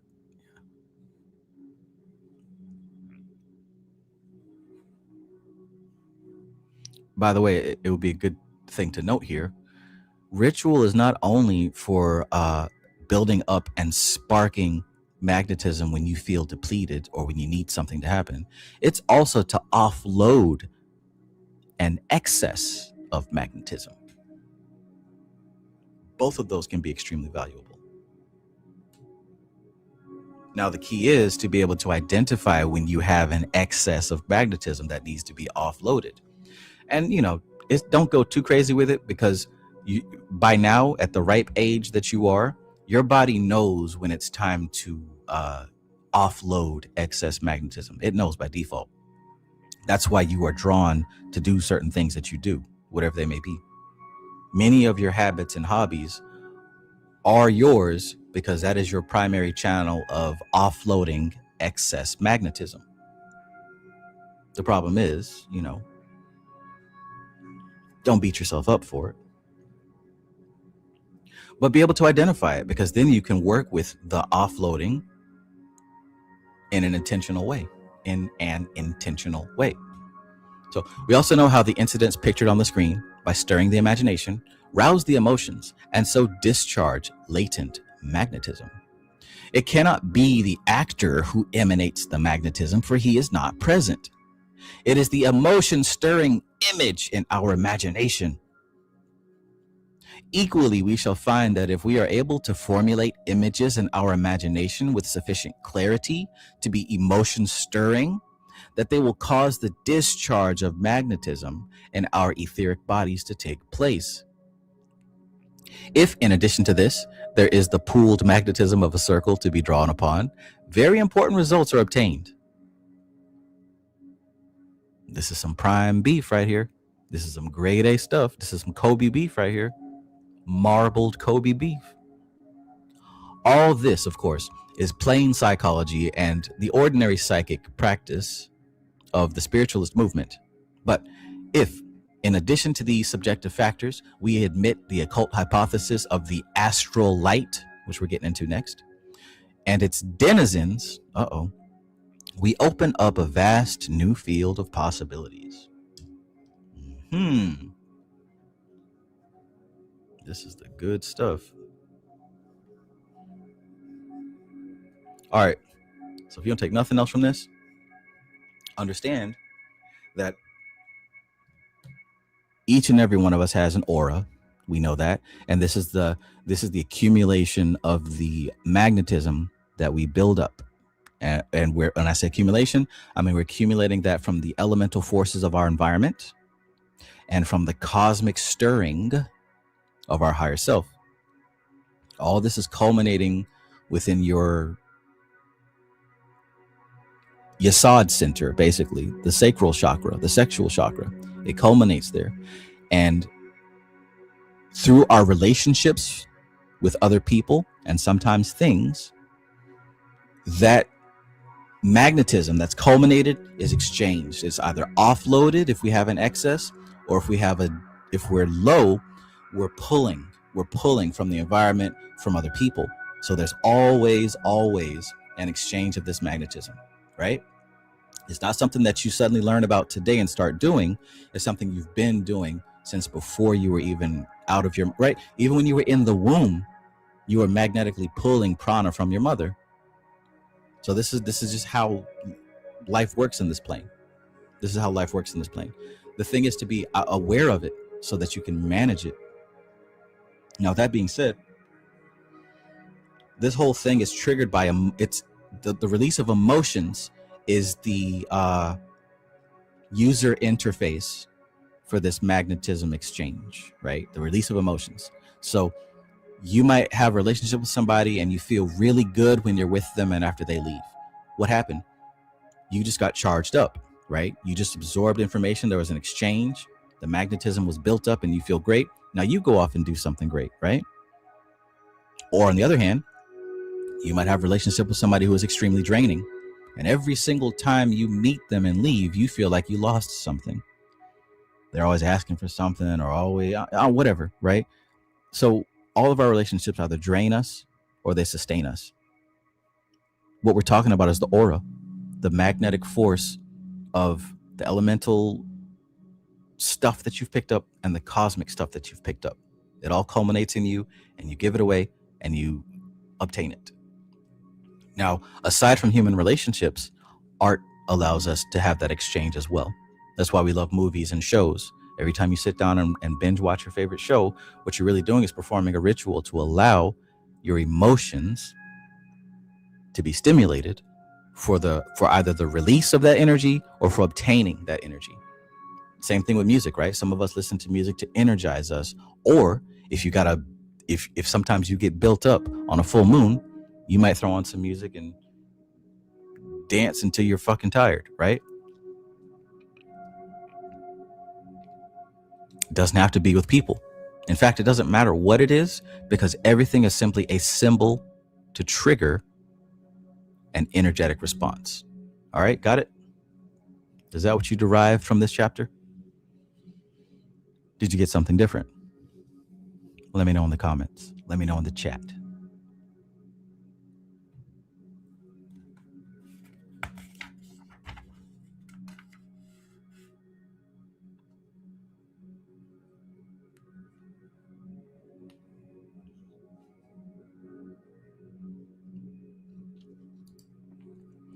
Cosmic Puzzle Piece says, this is like the only book I feel like put into the wrong hands is dangerous. I can see that. I can see that. I've got some other books in mind that would fit that description, but I can see that.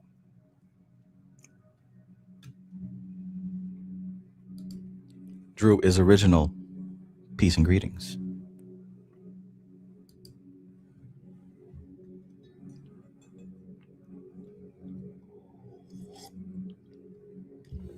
All right. This next chapter is Autosuggestion and the Astral Light. The Astral Light. The Astral Light is a big thing with Ophiel, Gareth Knight, Dion Fortune, and pretty much anyone associated with the Golden Dawn. Because when we talk about the Astral Light, we're talking about this layer of reality that allows things to manifest. It's this layer of reality between the physical plane and the mental plane. It's this raw substance that the mental plane shapes. And once it is shaped and solidified, the etheric plane picks it up and delivers it to the physical plane. That's the astral light. We all work with it. If you need a job and you visualize yourself getting a job to pay those bills, you build some kind of image in the astral light. And as it solidifies, you start to feel the emotion of confidence. And you go out there and you submit your applications. You start going to those interviews, and that astral light image becomes more and more clear, more and more solidified. And the closer and closer you get to getting that job, the closer and closer that astral light substance that you formed is becoming more and more grounded. What happens is that the elemental forces start to pick up on the pattern of that astral light and build it in the physical plane. It's easy stuff. It's simple. It's not hard. It ain't like mystical and spooky. It's that simple. So like literally whatever you want, you have to build it first in the imagination. And you have to get clear on it, as clear as you can. And when I say clear, I don't mean like clear on, I want a car with this, that, and a third. What I mean is like get clear on multiple layers. How does it make you feel having this, right? What changes about you? What do you believe about the world? How does your identity change with this manifestation, right? You got to get well-rounded clarity, not just on what it looks like or what it smells like. You got to get well-rounded clarity. And the better you get at that, you won't even call it manifestation anymore. You'll be one of these tryhards on the internet who try to sound cool, and they're like, oh, well, I just think of it and it happens. I don't even have to do a ritual. I just think of it and it happens. Well, that's how you get to be that kind of person, right? Practice. And once again, it's not something that you've never done before. We all have been doing this from day one. But just like anything else, you can get better at it. You can go out there and just dance the way that you feel. Somebody might laugh, but hey, if you're having fun, you're having fun. Or you can watch TikTok and learn some dances, and then you can go bust those out and impress the hoes in the corner.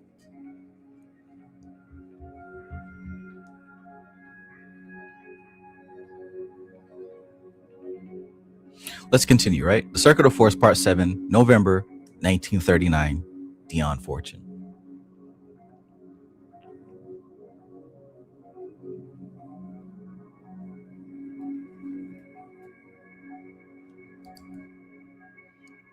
Brandy Sherpa, you're very welcome.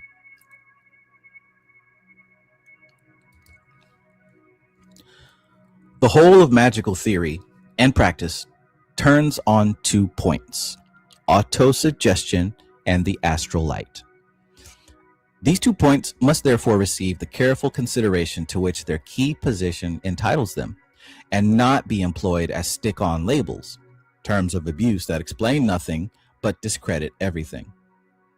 Internet full of that, right? Social media full of that, right? Autosuggestion is a method of manipulating. There's that word, right? Who was upset about that word earlier?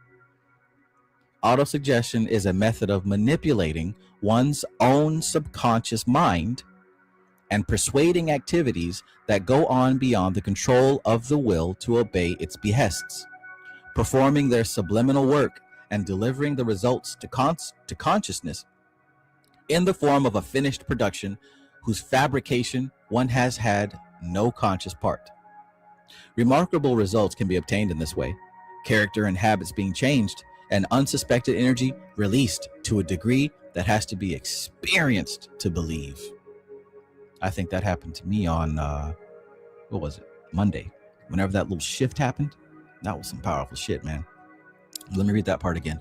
Autosuggestion is a method of manipulating one's own subconscious mind. You got to be an expert at that, right? You got to be an expert at manipulating your own subconscious mind and persuading activities that go on beyond the control of the will to obey its behest.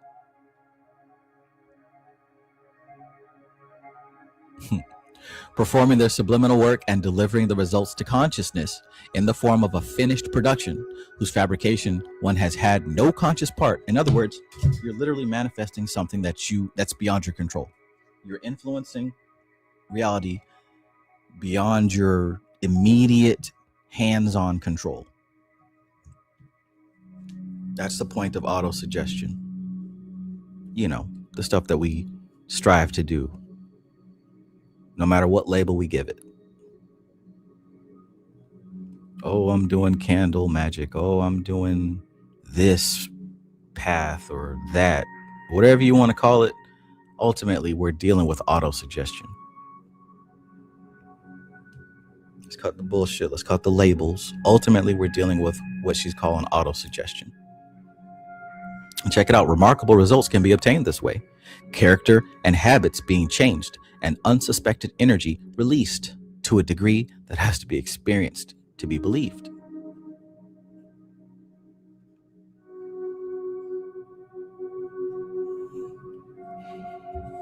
The technique of this operation is simple. The idea is simple. So simple that it eludes our rational minds as an object held too near the eye becomes indistinct.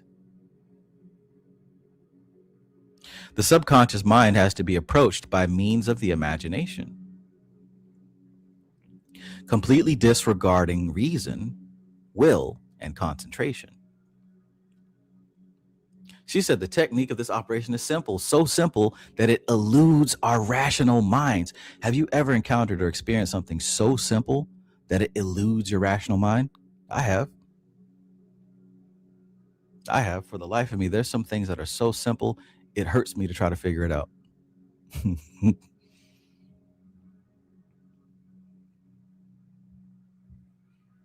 She said this technique of operation is simple, so simple that it eludes our rational minds as an object held too near to the eye becomes indistinct, right? So if you put something up real close to your face, you can't even really see what it is anymore, right? You got to zoom out. When in doubt, zoom out. The subconscious mind has to be approached by means of the imagination, completely disregarding reason, will, and concentration.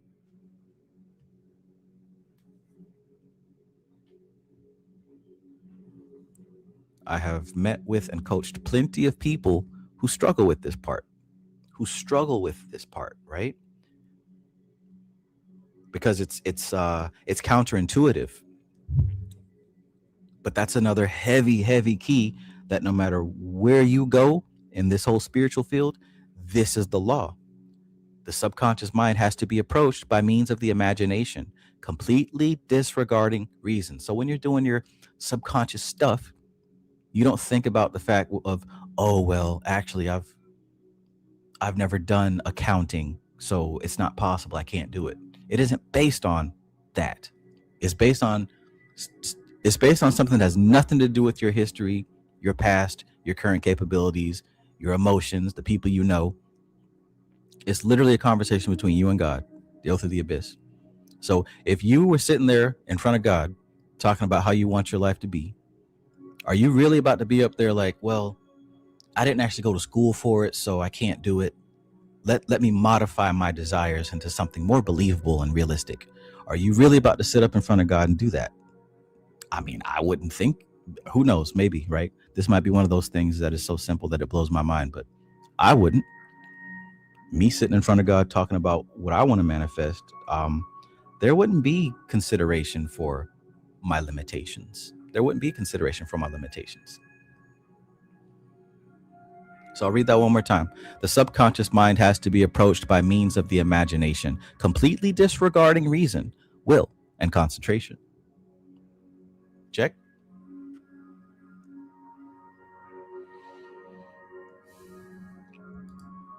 Hell yeah. Cosmic Puzzle Piece says, this reminds me of the Assad homework you gave, cutting off Malkuth. Right. Right. See, a lot of these, all these exercises in this book are training us to do just that.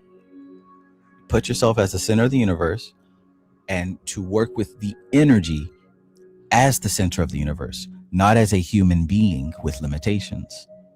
There's a difference.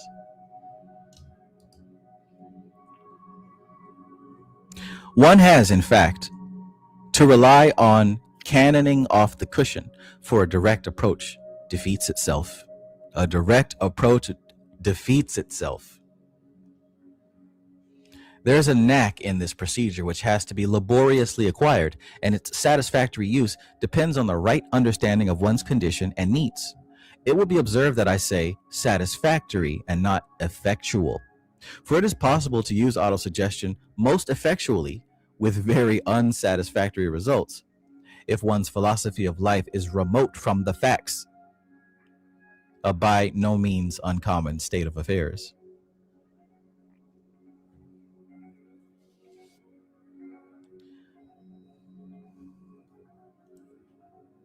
Direct approach defeats itself.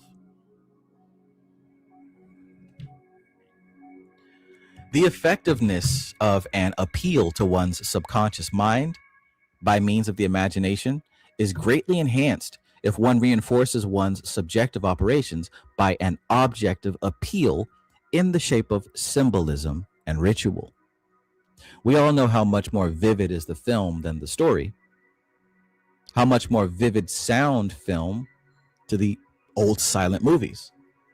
Obviously, all the trappings and paraphernalia of ceremonial magic afford most potent appeals to the imagination, and through it to the subconscious mind with all its but dimly realized resources. Is this appeal to subliminal energies the beginning and end of occultism?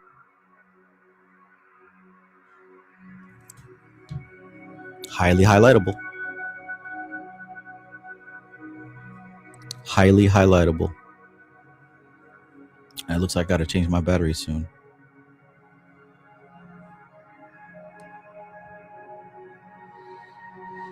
The effectiveness of an appeal to one's subconscious mind by means of the imagination is greatly enhanced if one reinforces one's subjective operations. You gotta enhance your subjective operations by an objective appeal. Well, what does that mean? Right? What does that mean? That means you employ symbolism and ritual.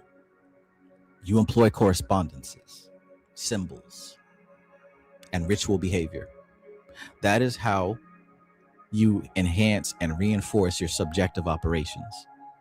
This is how you improve the effectiveness of an appeal to your subconscious mind. You got to use symbols. You got to use ritual, because a direct approach is what? It defeats itself, right? A direct approach, it defeats itself. That's why we use symbols. That's why we do ritual, because your subconscious mind enjoys the game. It enjoys the play. That's your inner child right there. Think about an inner child. It's not necessarily the version of you as a kid. The inner child is your subconscious mind.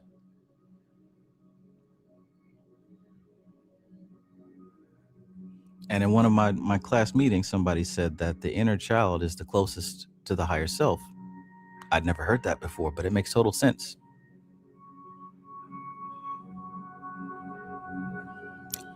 It seems that the higher self doesn't really care to talk to you too much. And I get it, right? The ego sucks. However, that subconscious mind has a very close relationship to the higher self. And that's why all the communication is going to be subjective. Oh, I got to see something with my eyes before I believe it. Well, enjoy your position, buddy. Enjoy your position. Meanwhile, I understand that the subconscious mind is the inner child, and the higher self communicates through it. And if you want to communicate back, here's what has to happen. The effectiveness of an appeal to one's subconscious mind by means of imagination is greatly enhanced if one reinforces one's subjective operations by an objective appeal in the shape of symbolism and ritual. Now, let me change this battery. Y'all all right?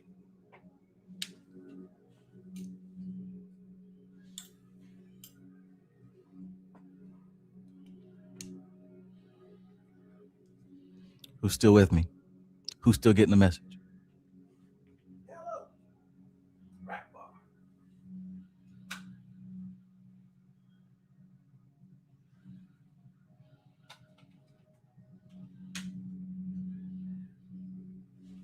I'm showing them who was the high now. Pimp, nasty, funky pimp, and stanky chicken. But now 144 Magnolia Street, I seen through the window of that house. They was in white robes, fucking one another in the ass like a choo-choo train. All sissies going to hell. Poison ivy, rack bar, rack 'em, rack bar.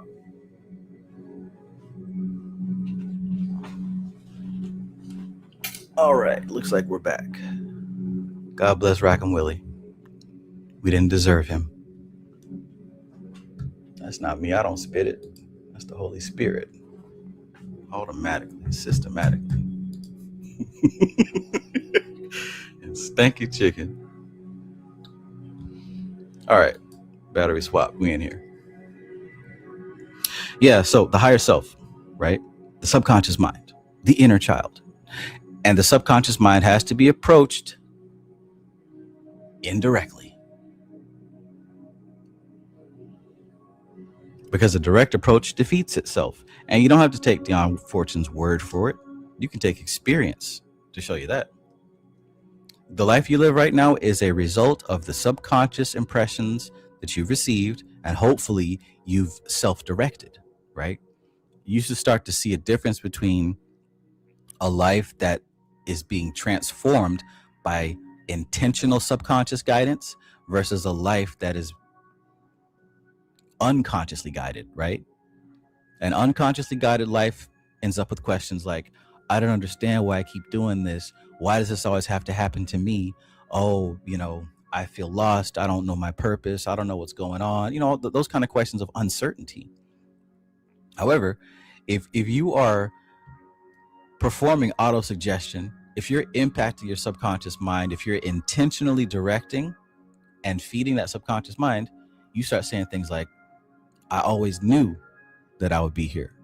You start saying things like, this feels good. I'm happy, right? I'm happy to open my eyes and be alive today.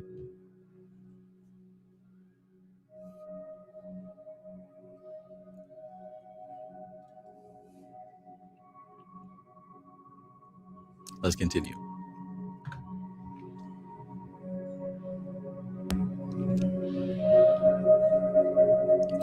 There was a time when I was inclined to believe that it was, but wider experience has convinced me that it is not.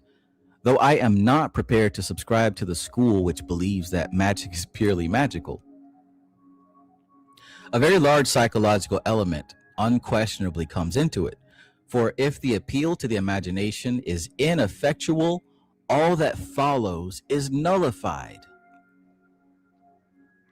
If the appeal to the imagination is ineffectual, all that follows is nullified, being counter-suggested. I've seen this as well, right? You'll have somebody do some affirmations, but then they're literally allowing their subconscious mind to counter everything. Oh, well, you're not good enough to do that. You'll never be able, you're not talented enough, or you can't do this because of that. And, like they'll do the affirmations, but they'll literally sit there and entertain those doubtful, logical, preconditioned thoughts. Like, you're gonna have to choose one, because if they both exist in the same time, the older one's gonna win. That's why it's so important. Like I said, that metaphor, if you're sitting in front of God, right, and you guys are talking about what your life is going to be from this day forward, are you really about to bring up all your limitations? Well, I guess I can't really do this job because, well, I didn't go to school for it. I don't know anything about it. Are you really going to sit up there and say all that? Because if you are, I mean, God's just going to go along with it. Okay. That's what your subconscious mind does. You say, oh, I want to be, I don't know, man. I want to, what's something? I want to be a public speaker, right? I want to get on stage and be a public speaker and share my story. Oh, but I have stage fright. Oh, but I've never trained for that. Oh, I never learned how to. You're not going to, I would hope that you're not going to do that. Because guess what? You could learn how to do anything. I mean, hell, we got AI now. You got, more importantly than AI, you have people who've literally done the thing that you're trying to do right now. Everything that you ever want has already been claimed by somebody before. What that means is all you need to do is locate that person or that person's thoughts or that person's pattern and model it. That's it. And that don't take 8 years. An experienced person can shortcut you 10 or 15 years, 20 years, right?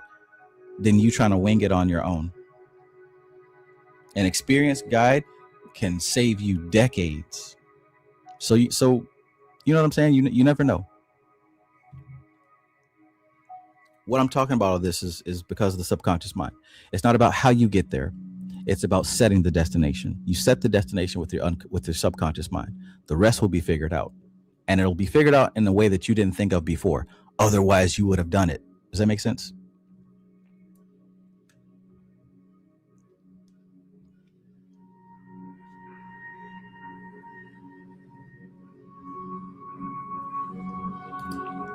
Zero says, I use the symbolism of a female version of me to communicate with my subconscious. Very advanced technique. Very advanced technique. Especially if you get it right. Cosmic Puzzle Piece says, I really hate working with those kinds. Goofy ass. They try to do a ritual with me. Whole time laughing. Yeah. I see, yeah. Nah, man. Can't have that.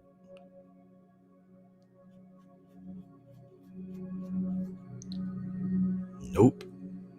I'm not finna force you to try to do good for yourself. Oh, no. You gotta respect the work or get the hell out of my face. Ain't gonna be none of that.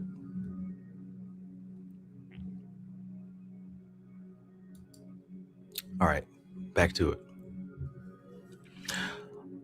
A sense of humor is the great enemy of magic. A sense of humor is the great enemy of magic. Anything that distracts the attention or appeals to one's sense of the ridiculous effectually destroys the power of a ceremony.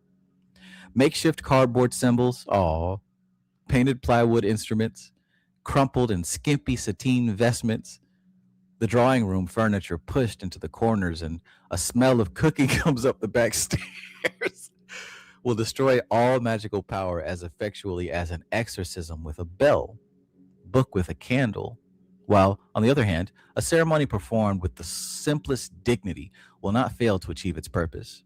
The occultist can do what the Elizabethan playgoer did, provide his own forest of Arden on an empty stage, but he cannot overcome the banal effects of homemade props borrowed as not from the housemaid's cupboard. Okay, well, I'll put it this way. 99.9999% of the time, I completely agree with Dion Fortune with no disagreements. But I have to say this line right here, that might be a cultural thing or an upbringing thing, because she literally described my whole practice. Makeshift cardboard symbols. Check. Painted plywood instruments, crumpled and skimpy sateen vestments, a drawing room furniture pushed into the corners, and a smell of cooking coming up the back stairs. Yeah, man.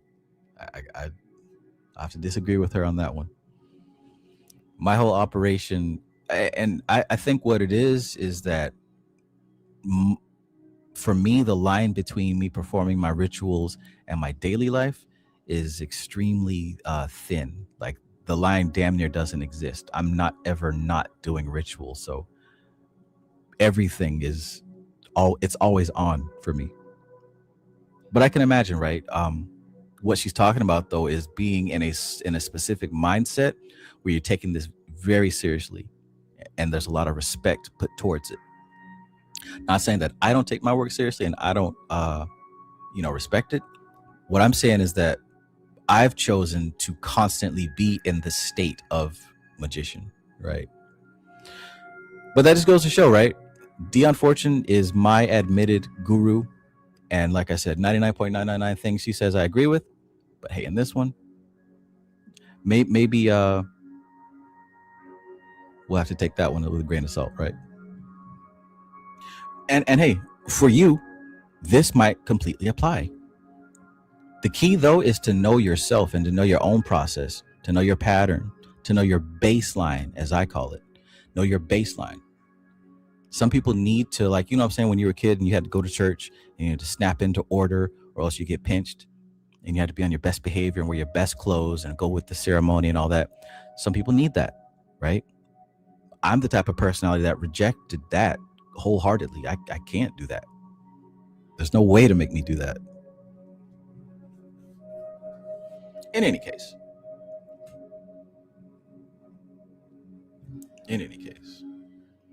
Proteus Seer of Eon says, don't fall for it, Trav. Silliness is key.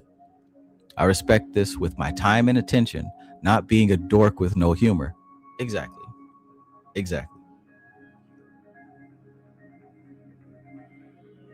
I tell you, man, I laughed during my see. And here's the thing, right? Bobby Hemmett changed that for me. I laugh during my rituals, man. I talk with these spirits like I talk with any other human being. In fact, even closer, right? I talk with these spirits like good friends. They be talking shit. I talk shit to them. Sometimes it's dead serious. Man, it ain't even serious at all, man. It is all casual. My spiritual practice is 1,000% casual.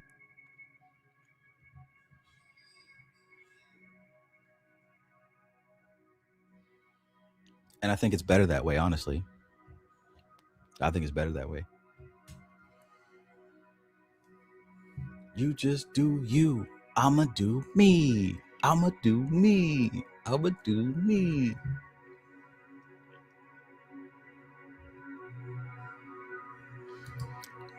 Mo Man says, I hated that. My preacher told my grandmother I'll be dead by 21. Damn. What kind of man of God is that? What kind of prophetic word? You know what I'm saying? Like, and then you got that shit right there is. How can you be a man of God preaching the word and you proclaiming death over somebody's grandchild, man? That's wild to me. Now, that's what happens when you get somebody who's too serious, right? Who's too serious and don't, you know what I'm saying? Fuck that guy. If I ever get close to your ass, mister, it's gonna be some reckoning.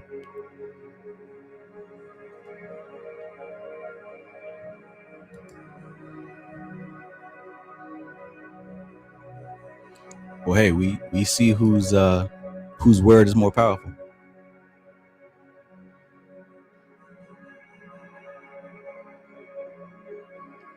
We see whose word is more powerful. I'll tell you that.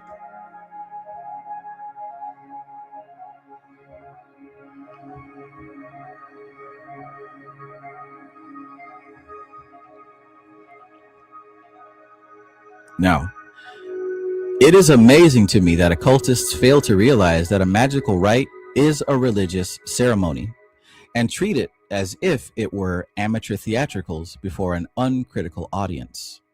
A temple of the mysteries may be as bare as a little Bethel, but at least it should be a consecrated place that does not outrage one's sense of good taste.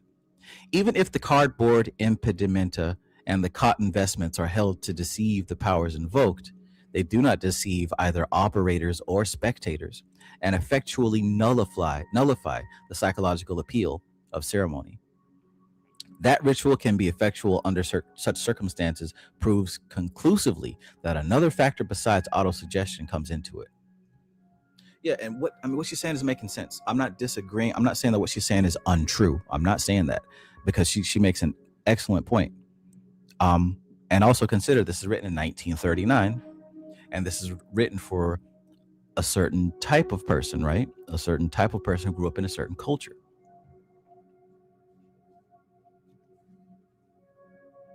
For me, growing up, well, I say growing up, but me working with goetic spirits and evoking entities, like for the first times in my life, my interest was in the results.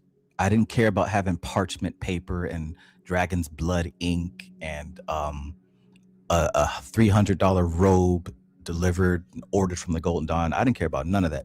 I needed my result, right? So since my concern was on that result, my little cardboard cutout was dead serious.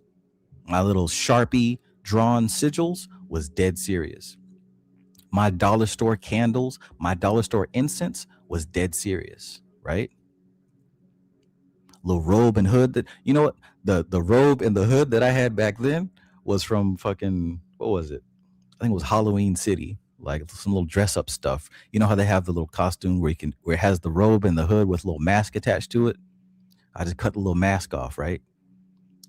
Work with what you got.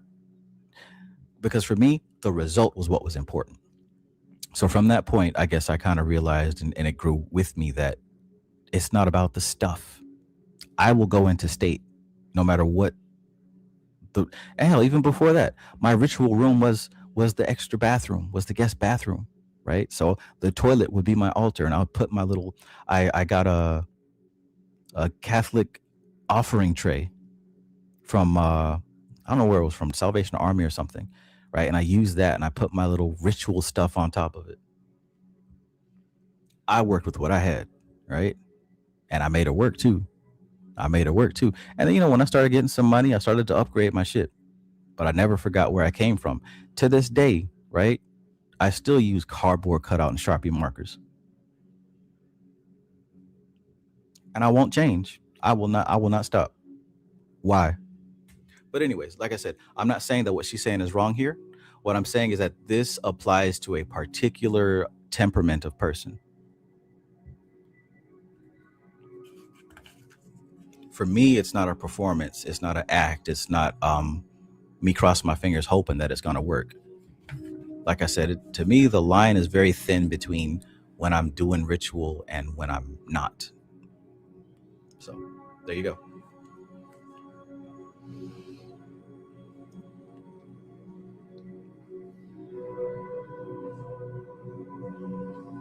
There you go.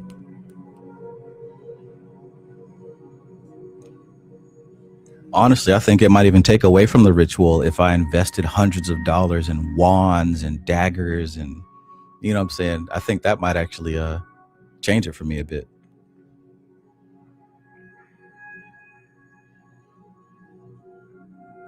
In any case, this other factor, okay, yeah. So what she was saying was even if the cardboard impedimenta and the cotton vestments are held to deceive the powers invoked, they do not deceive other operators or spectators. So yeah, what she's saying here, if you're using cheap shit, you might deceive the spirits, but you're not going to deceive yourself and the people in the ritual, right? But are you doing ritual with people who's judging your outfit and judging your tools? But she says that that do not deceive the operators or spectators and effectually nullify the psychological appeal of the ceremony. That ritual can be effectual under such circumstances proves conclusively, right? So here's what she's saying. Ritual can even be effectual even if you're using cardboard cutouts and Halloween city robes. That ritual can be effective under such circumstances proves conclusively that another factor besides autosuggestion comes into it. Halloween city robes. Shit. I ain't ashamed of it. I work with what I had.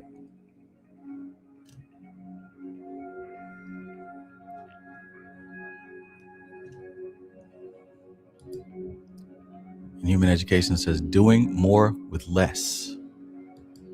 Zero says, I'm a fan of using everything I have because that really skills your perspective. Absolutely. Absolutely. It's better that way. This other factor we will call, right? The other factor besides autosuggestion, the fact that stuff can work even when it's dollar store candles. This other factor we will call, for want of a better name, by the traditional terms of the astral light. Now we're getting to it. This, of course, is the great standby of occultism that is used to explain everything. Occultists of the credulous, traditionalist type cling to the astral light as if it were a solid object. The word autosuggestion being a shibboleth, which proves the user to be not of the elect. In other words, you ain't really doing magic unless you're tapping into the astral light, right? Kind of like what people turn the word melanin into during the Bobby Hemmett rise. Oh, it's got to be melanin, right? This supreme catch-all phrase that most people don't really know what it means, but it sounds, what's the word? It's provocative, right? Back then, it was the astral light. It was the umbrella word for whatever was magical, whatever was powerful and spiritual. If you ain't tapping into the astral light, you ain't tapping into nothing.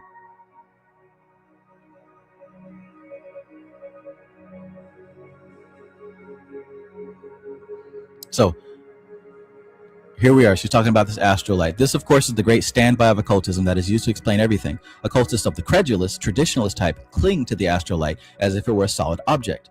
The word autosuggestion being a shibboleth, which proves the user to be not of the elect. I cannot accede to this, for autosuggestion so obviously plays an important part in magic, as is clearly discernible by all who know what to look for. Equally, however, I shall write myself off as unscientific and superstitious by making use of the term astral light, but I beg leave to define my terms. To argue with the crass materialist is as useless as arguing with the bigoted believer. Think of a bigoted believer. Do you know anybody who is just a bigoted believer? Oh, that's demonic. You need to get saved. You need to get to the church and get saved. That's the only way. No, that shit is demonic, right? You know any bigoted believers?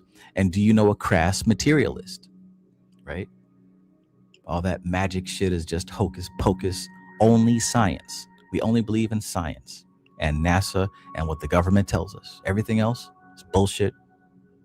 You're believing in fairy tales. You're Delulu.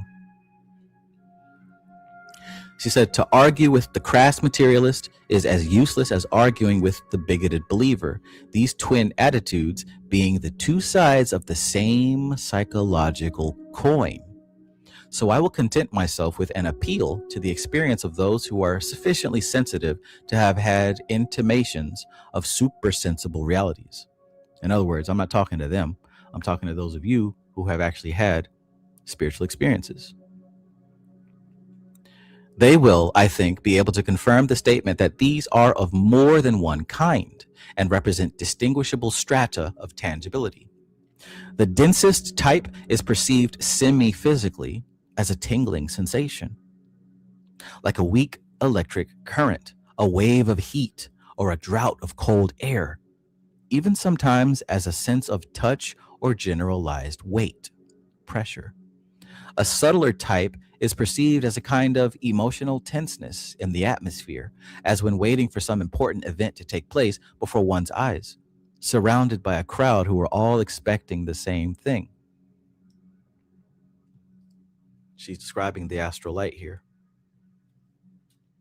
All of us have done spiritual work, and sometimes when it really kicks in, you'll feel a tingling. You might feel a pressure. You might feel an electric current across your skin, across your muscles. You might have gotten goosebumps, right? Now, that's not to say that you have to feel these things in order to have results. But she's saying that the description of this, she's getting towards this astral light that she's talking about. Right? Once again, you don't have to feel this in order for the magic to be working. However, sometimes you can. This emotional tenseness can and is, in fact, deliberately employed to produce all manner of subjective effects, ranging from mental stimulus right up to hallucination. If you know how to milk it, you can put yourself into a hallucinatory trance. It is easy to show the psychological factor in so-called occult phenomena, but it is not so easy to account for the stimulus that regularly and under willed control calls those phenomena into being and determines their type. Anyone who is, as I am, intimately acquainted with both psychotherapy and ceremonial magic cannot fail to be aware of the difference, not only in the degree, but in the kind of influence exerted by them. I'm fully prepared to concede the psychological factor in ceremonial, but I would also ask for the astral factor to be taken into consideration, for it unquestionably exists. On this point, I think I may be excused the criticism of persons who have not had any experience of the working of occult rituals. If you ain't performed no rituals, you're not in this conversation. So please be seated. Please be seated. Take several seats.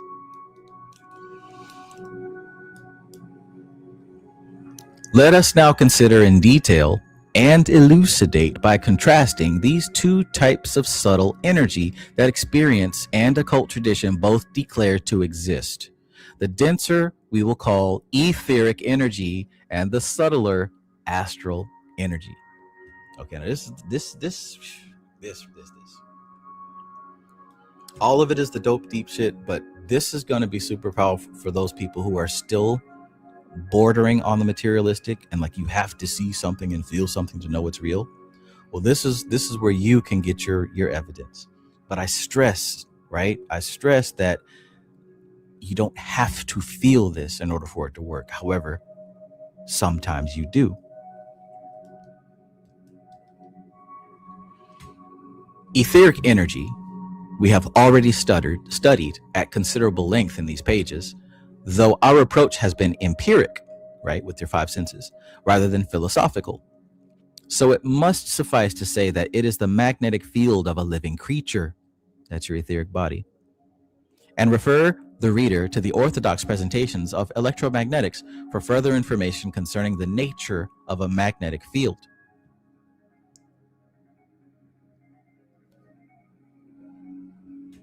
This will be found to apply, allowing for the fractional voltage equally well to the aura and its extensions as to the more obvious forms of electrical activity.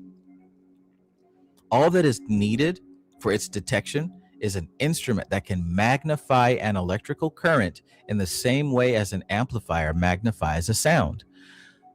For etheric force is purely physical and entirely objective. Oh.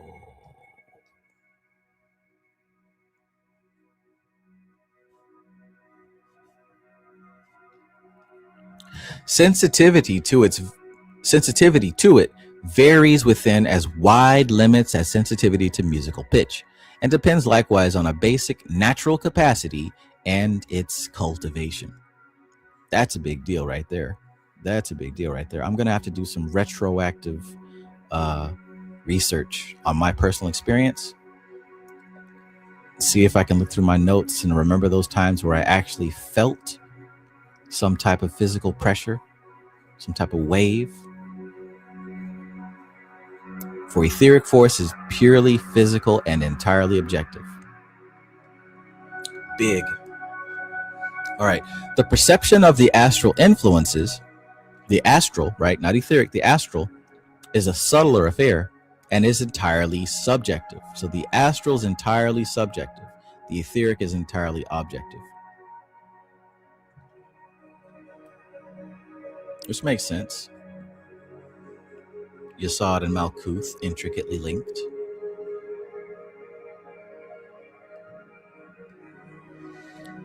The perception of the astral influences is a subtler affair and is entirely objective. That is to say, they are of the kingdom of mind, not matter, and we perceive them with the mind. and not with the physical sense organs. So look, when we say subjective, right, lock this in. Subjective is of the kingdom of the mind. Objective is of the kingdom of matter. So in the kingdom of the mind, you perceive with the mind. In the kingdom of matter, you perceive with the five senses. Yeah, I think I'm going to have to lock that into my vernacular as well. That's a great way to describe objective and subjective. Yeah, I'm going to have to start using that.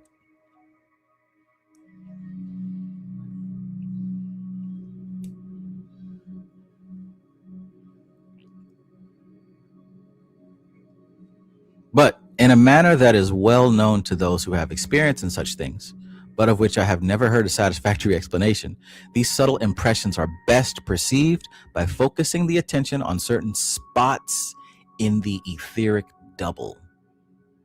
These are the chakras of the yogi, or the sephirah of the central pillar of the Kabbalist, and the principle of these, for clairvoyant purposes, is the center in the forehead between the eyes, which is called in the East the Ajna chakra. So what did she say right there? Applying focus to the chakra centers which exist in the etheric body.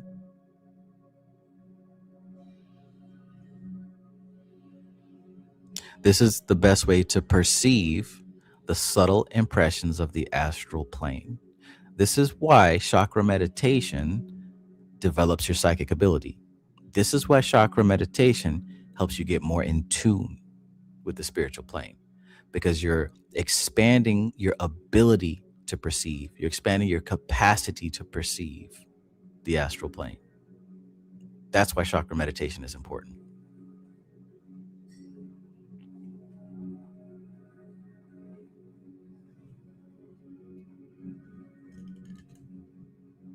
And she said for this particular use case, the third eye chakra is going to be the main one that you'd want to focus on.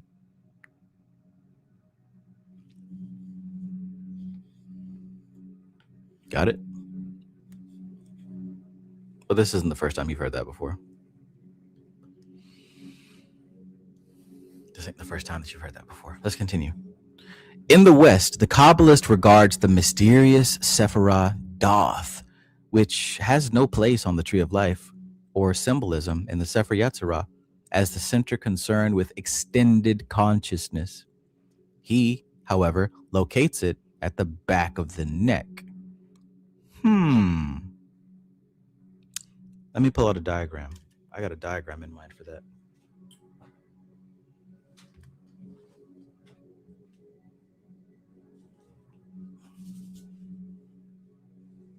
You know, we got to cross-reference.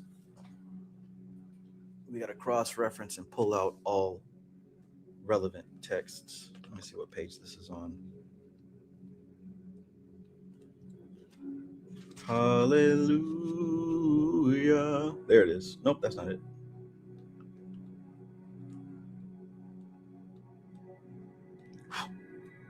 Recycle, reduce, reuse. Where is that diagram?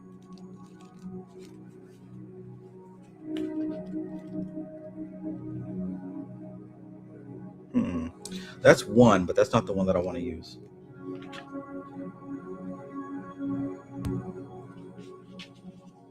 Hold on. For example, one diagram that I'm seeing, was that it? Hey, there we go. Anyways, you can see right here these different points, right? You got the root chakra, the sexual chakra, the stomach chakra, the heart chakra, the throat chakra, third eye chakra, crown chakra up here. But look, in the back of the head, there's the bindu. There's that bindu. Now from the side, you see the bindu in the back of the head? That is Doth. That is the chakra of Doth. You see it? Take a look at it. So it's right behind the third eye chakra. Like this is an actual chakra point. It's on the back of the head. That is where Doth is. So you take a good look at that. You see that there.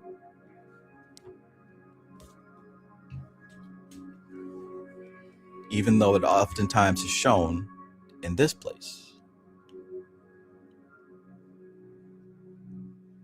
Right?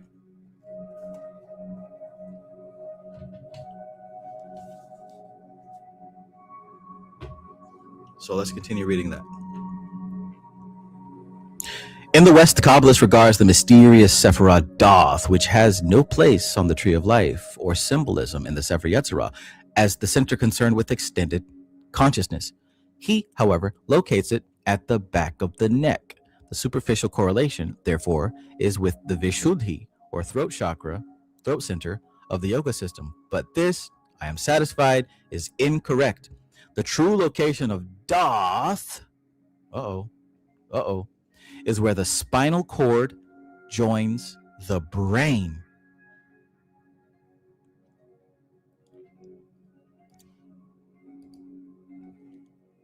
Mothra says Hebrew letter Kaf is back of the head also.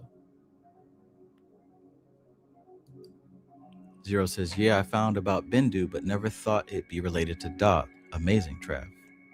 Absolutely, that's Doth. So look, it's where the spinal cord joins the brain. That is to say, at the base of the cerebellum.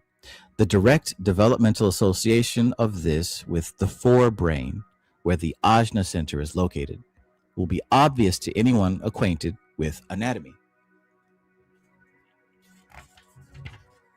At any rate, whatever arguments back and forth there may be, right, because everybody will argue, it is in the spot at the root of the nose that the sensation is felt when the psychic senses wake up and perception is willed. But there is, in my experience and that of others with whom I have compared notes, a sensitive spot at the back of the neck where one is aware of an uneasy sensation when consciousness is being called up by an incoming message from the subconsciousness.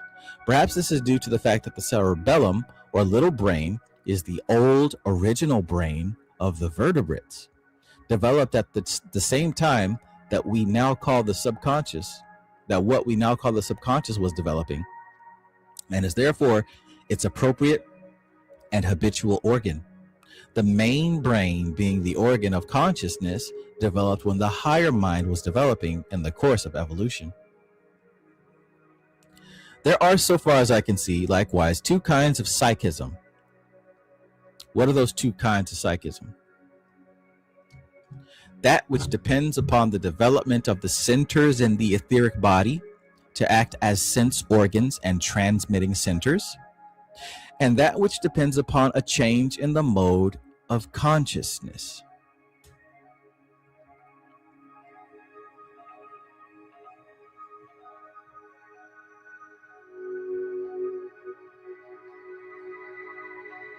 Man,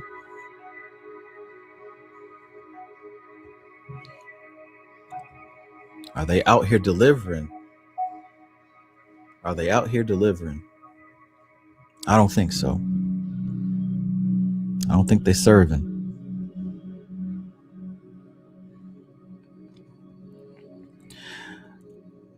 Two kinds of psychism, right? One kind that depends upon developing your chakras, the centers in the etheric body, as sense organs to transmit. And the other type of psychism depends on a change in the mode of consciousness. This change of consciousness involves oblivion on the physical plane while it is in function, and has been called the higher trance or samadhi. Its link with consciousness, if such exists, and it often does not, is through the dream channels of the subconscious mind. Expression being formulated by means of vision symbols after the manner well understood in dream psychology. It is one of the aims of the occult technique to forge the link between superconsciousness and subconsciousness, and aid the formulation of those subconscious cartoons representative of superconscious experience. It is one of the aims of Hatha Yoga technique to develop the etheric double into an effective instrument of the astral forces. Your etheric body should be an instrument of the astral forces. All right, cool chapter. We're going to do one more. What did you get from that last chapter?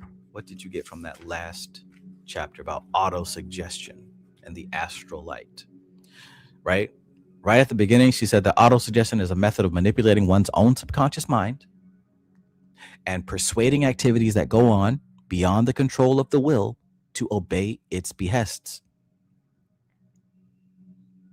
performing their subliminal work and delivering the results to consciousness in the form of a finished production whose fabrication one has had no conscious part. Remarkable results can be obtained this way, character and habits being changed and unsuspected energy released to a degree that has to be experienced to be believed. She said the subconscious mind has to be approached by means of the imagination, completely disregarding reason, will, and concentration. Why? Because a direct approach defeats itself. She says the effectiveness of an appeal to one's subconscious mind by means of the imagination is greatly enhanced if one reinforces one's subjective operations by an objective appeal in the shape of symbolism and ritual. In other words, you're not going to directly influence your subconscious mind. You're going to indirectly influence your subconscious mind, as you always do. And the best way to do that is through symbol and through ritual. Influencing your subconscious mind is going to produce the type of reality that you live in. Point blank, period.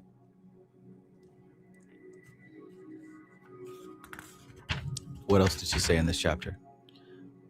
She talked about the type of astral light, right? Because she said that the subconscious mind is producing reality, and that heavily depends on, look, she says, for if the appeal to the imagination is ineffectual, all that follows is nullified, which is another reason why a direct approach defeats itself. You've got to be able to communicate with the subconscious mind without blocking it, without fighting it, without rejecting it, etc., etc. This is why symbolism and ritual work. Now, for many people, it has to be taken exclusively seriously. For some others, it has to be integrated in a way that's very natural and organic. And what I mean by that is the same way that you can sit down and play a video game and get into it, right? The same way that you sit down and watch a movie or a show and really get into it, that's the same way that your magic has to be. You have to really slip into it. When I'm playing Fortnite or Arc Raiders, it feels real. Yeah, I know it's a game, but while I'm playing it, it's real. Same thing with your magic. When you're doing your ritual, yeah, you're doing a ritual. But when you're doing that ritual, it is the real thing, 100%. And then when I finish playing Fortnite or Arc Raiders, I cut the game off and go back to business. Like I don't have to sit there and detox. I don't have to you know what I'm saying? Like it's an on and an off. The ritual has to be like that in some way. When you're in it, you have to be in it. You don't check your phone and scroll and do a bunch of other shit. And then you ease out of it. Then she began to say that is a heavy impact on what happens, but there's also this thing that people call the astral light. And this thing can be felt as a sensation. It can be felt as a tingling. It can be felt as a weak electric current. It can be felt as a wave of heat, or hell, even a wave of cold. It can be felt as pressure. It can be felt as emotional tenseness. But all of these things can be the result of what's called the astral light. And we can split that astral light into two polarities. On one end, it is very gross and dense. And that's what we call the etheric, because the etheric force is purely physical and entirely objective. The very subtle emotional tension, the perception of the astral influences, is a subtle affair, and it's entirely subjective. So when we say objective and subjective, the astral force is subjective. That means it's of the kingdom of the mind, not matter, and we perceive it with the mind. The etheric force is purely physical and objective. It's of the kingdom of matter, and we perceive it with the faculties of the sense organs, right? Now, in order to become more sensitive and really be able to tap in and tune into this astral plane and these sensations, the best way to get better at that is to focus on these chakra points. These subtle impressions are best perceived by focusing the attention on certain spots in the etheric double, aka your chakras. The bindu is in the back of the head. The bindu is where the spine meets the brain, and that is the same place as where Doth is on your physical body.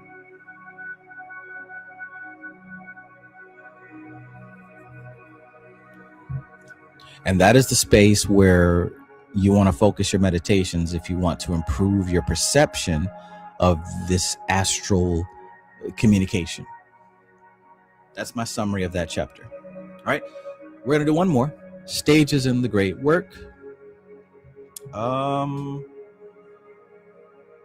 think I'll make another cup of coffee. We'll take a very quick break. How's that sound? How's that sound?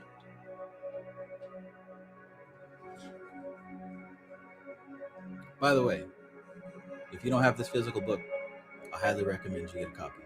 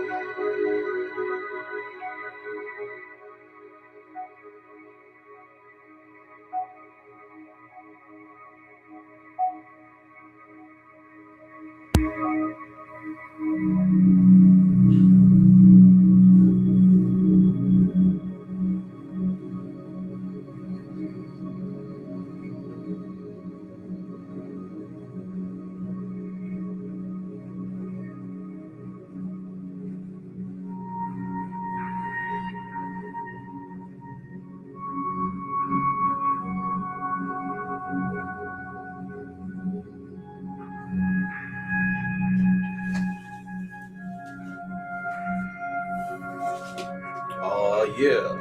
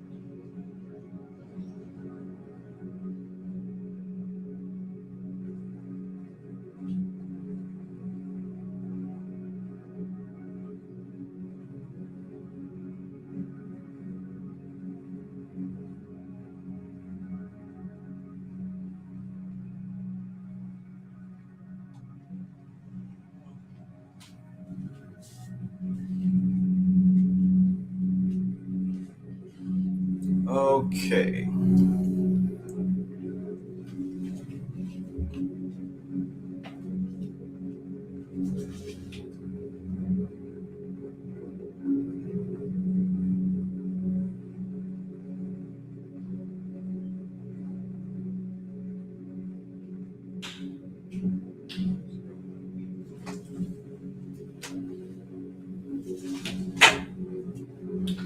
All right.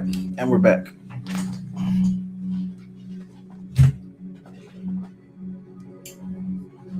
When I finish the live stream, tonight's dinner with my son will be beef stroganoff, just like Mama used to make.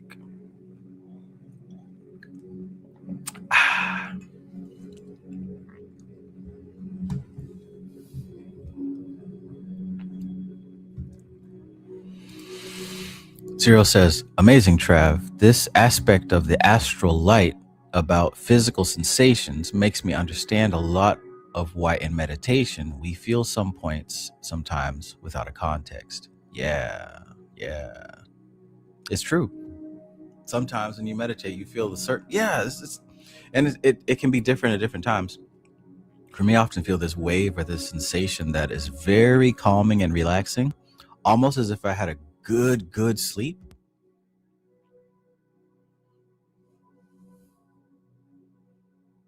But it's like a I don't know, almost like a blanket of light has been placed over me. It's very comforting.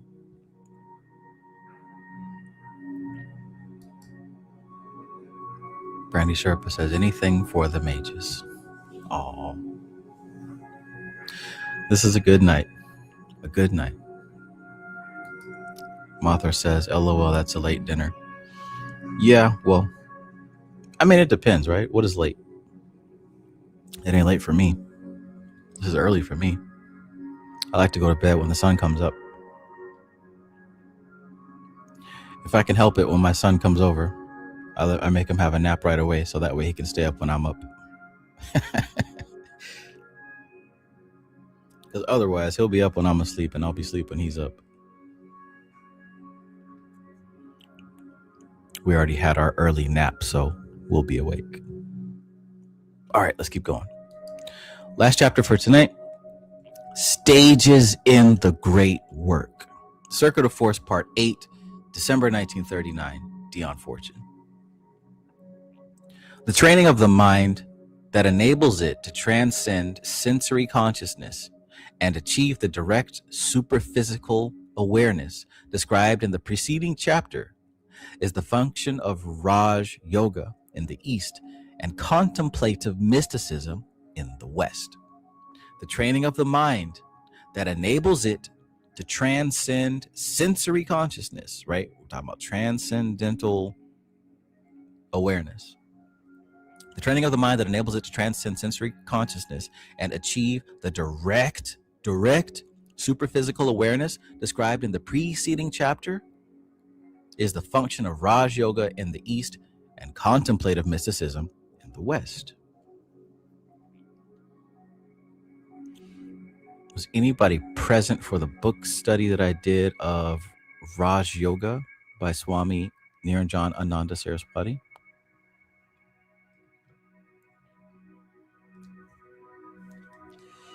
We are, however, concerned in these pages with the method that forges the etheric body into a magical instrument.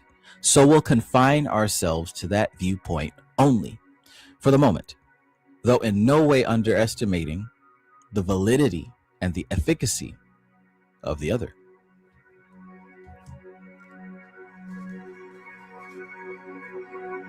The two methods form not so much two different lines of development as two different stages in the evolution of the soul.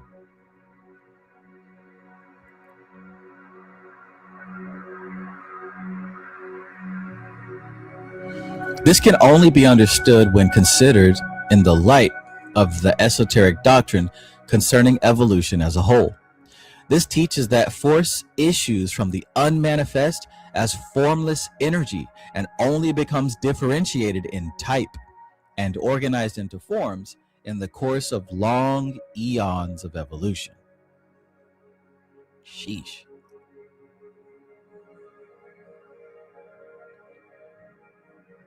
So two methods that can be seen as two different stages in the evolution of the soul.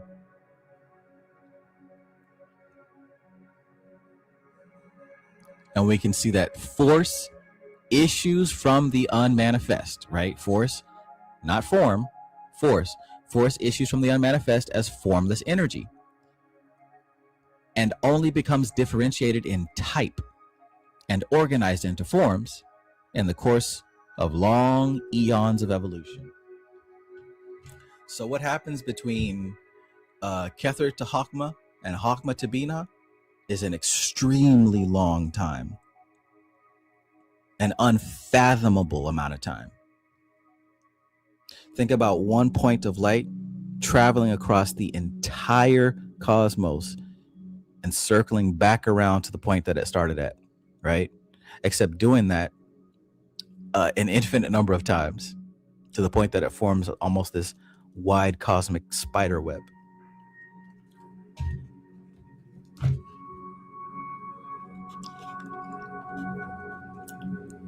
That is how force issues from the unmanifest and becomes form. Because the force spins around the cosmos and comes back to its starting point over and over and over again. that it's no longer just a line of force. It now becomes a thick web of pattern, and it keeps spinning, and that web becomes thicker and thicker until those patterns repeat each other and imprint themselves into something observable, right?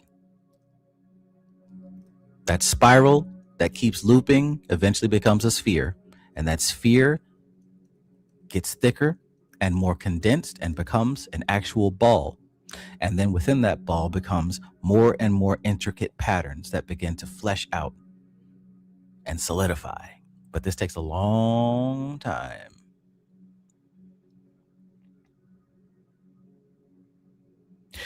It passes through phases in the course of its development, which still remain in existence and functional. And it is these that constitute the subtler planes of existence, the subtlest being the earliest to evolve and therefore the most remote from our mode of consciousness.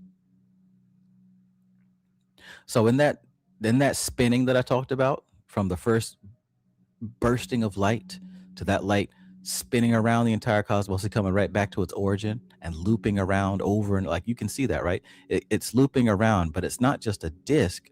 There's a subtle spin to it. So that disc becomes, like I said, it becomes a ball, it becomes a sphere. Imagine that, right? But here's the thing. Those first loops, those are the earliest stages of consciousness. Those are the earliest manifestations of consciousness. Those are the first patterns. Those are what you call your archetypes. Those are the building blocks of what we have now.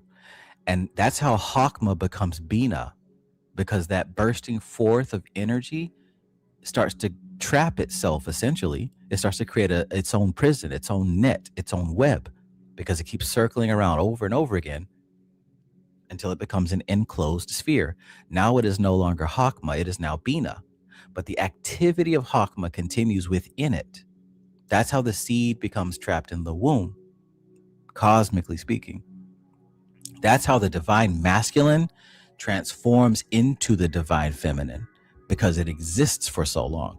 That's why the Bible says that Eve came out of Adam's rib, not because God did a genetic experiment and pulled the rib out of Adam and made a woman, but because the masculine force of electricity continues until it becomes the magnetic force of the feminine.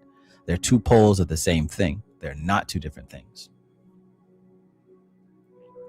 With that being said, it passes through phases in the course of its development, which still remain in existence and functional, and it is these that constitute the subtler planes of existence, the subtlest being the earliest to evolve and therefore the most remote from our mode of consciousness.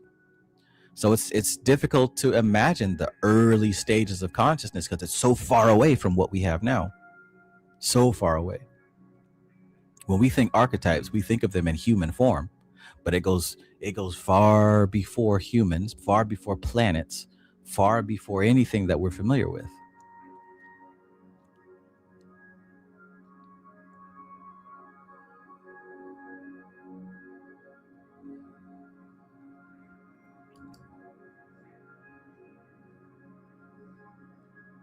Author says, excellent supernal triad breakdown, cleaner than ever for me now. Yeah. The more that you're able to visualize these processes, it makes sense. And when it makes sense, it's practical, right? When it makes sense, it's practical. And this stuff is supposed to make sense. Like I keep saying, it's easy. The more that you look at it, the more that you can see it. The tree of life and those different Sephirah, they're not separate spheres floating around. They're different stages of the same process. So that stage of Chokmah is that bursting forth. The stage of Bina is when that bursting forth has met itself countless times and it becomes a closed womb. Right?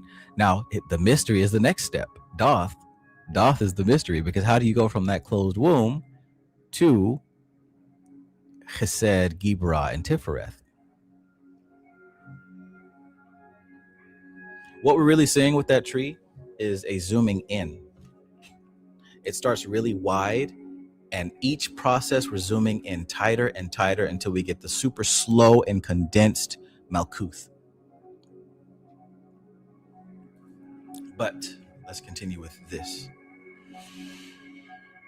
It passes through phases in this course of development which still remain in existence and functional, and it is these that constitute the subtler planes of existence, the subtlest being the earliest to evolve and therefore the most remote from our mode of consciousness, the densest, the material, being the last to evolve, is represented by the nadir, or the lowest point of the outgoing arc of evolution, when the phases are depicted schematically as planes of manifestation. So yeah, the material plane is the last to evolve. That's the lowest point that this whole process can go to. The material plane is the lowest point that this whole thing can go to. Although I have a theory, and it's just me, I think that video games are actually hell. We had the wrong concept about hell. In some of the early Eastern cosmology, it talks about these lower planes that exist within the material plane, these hells, and I think when we concentrate our energy on these video games, what we're actually doing is we are giving life to an experience of a consciousness that is trapped within the hell worlds. The whole living and dying over and over again, striving for an endless goal in a super constrained, tight existence. I'm pretty sure that video games are hell, but that's completely off topic. Because like I said, it's a zooming in process. We start wide and we keep getting tighter and tighter. Well, what's tighter than a physical existence? Well, a simulation that humans can create. I guess you could say that AI would also be consciousness trapped in hell. Now, of course, that word has such terrible connotations, right? We think of torture and punishment, but that's not what hell is. Hell is not torture and punishment. Not necessarily. It can be if you take your consciousness down there, because also what we're talking about is elemental forces. A human evolved consciousness is not going to do very well trapped in an elemental consciousness, because over time it will start to deteriorate. That was talked about in Circuit of Force. But also, when I think of The Sims, right? The Sims is like you become the logos, you become the god of that world, and all of the different points of consciousness and people there are emanations of you, and they're also limited in their experience. But yeah, I think that video games are hell, not the hell of the Bible, but the lower elemental realms of condensed consciousness in condensed matter. But yeah, definitely Call of Duty, definitely Fortnite, definitely Arc Raiders, definitely Battlefield, and all those games like that. You die and you come back, and you die and you come back, and you strive endlessly for a goal that you really can't compete. Elemental loops, man. Those are elemental loops. All right, you heard it here first. Before the influencers who watch me secretly and never comment come up with another video, video games are hell. Y'all know where it came from first. Let's continue.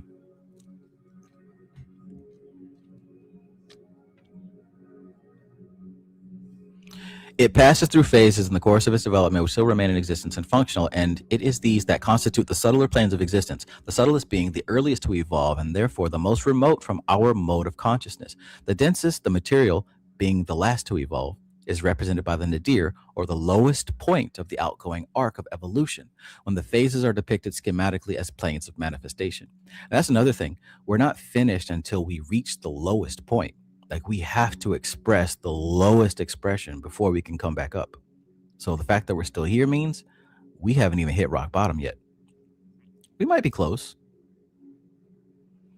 The vanguard of evolving life has rounded the nadir and is now on its return journey back to the unmanifest, having attained the organized stability of material form.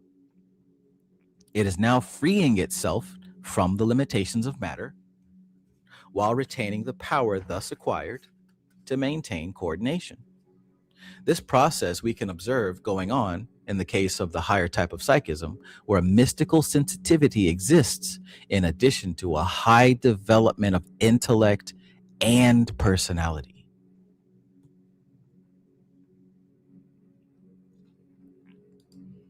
Oh, that right there, Zero. That's exactly what I'm saying. Zero says Mario is the perfect example of the samsara memes. Right, right. I think there's something to it. That came to me in a channeled meeting.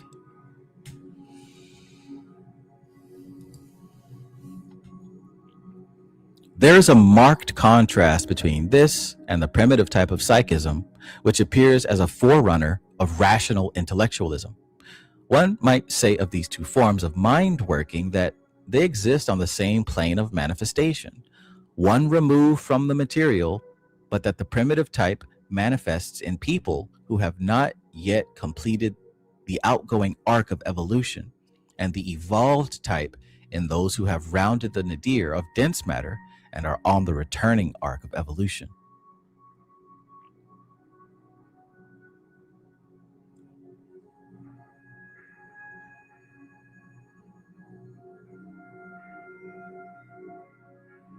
So we've got individuals at different stages of spiritual evolution occupying the same space.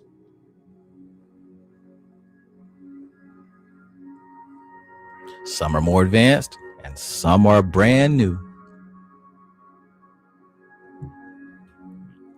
Bearing this in mind, it is easy to see how people who are at that stage of evolution, which takes place on this physical earth, instead of making the effort to master matter, which is demanded of them in order that they may round the nadir and set out on the return journey to the kingdom of the spirit, may shirk the effort involved and double back on their tracks, reverting to an earlier, non-intellectual type of mentation in order to avoid the effort required to control matter by means of the mind, which is the goal of the outgoing arc, the achievement of which alone entitles them to enter upon the return journey that leads to the Sabbath rest of spiritual attainment. What is your ticket home? What is your ticket home? Let me show you. Look at what she said.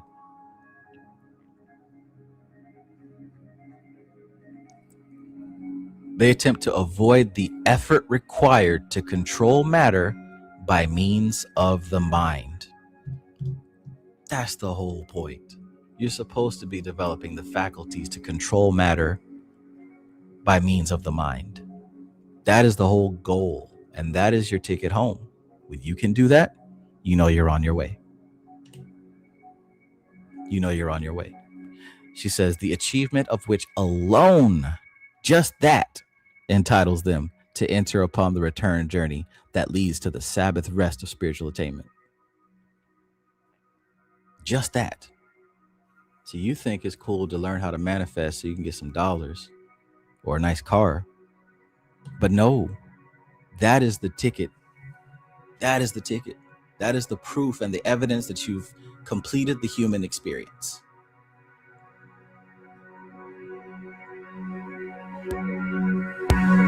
That's what we're really doing here. No matter what you're actually doing, that's what we're really doing.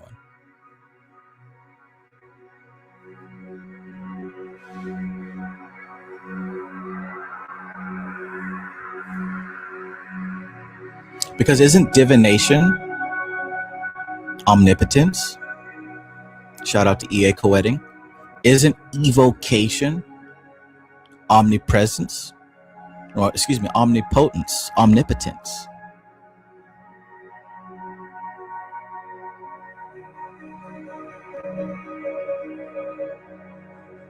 To know, to do, to will, and finally to be silent.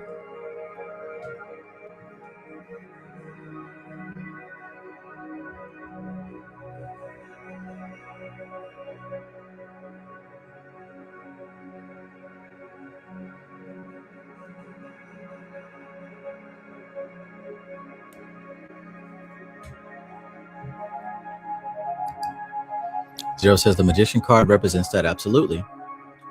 Yeah, and when you look at the serpent path of the snake coming down, right? It starts with the fool card, but it ends with the magician because you've returned home knowing how to master reality.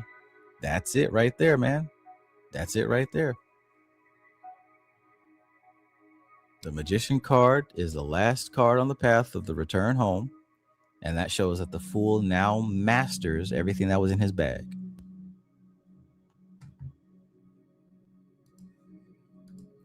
Mothra says, so the practice of spiritual authority inevitably leads to evolution. You got it.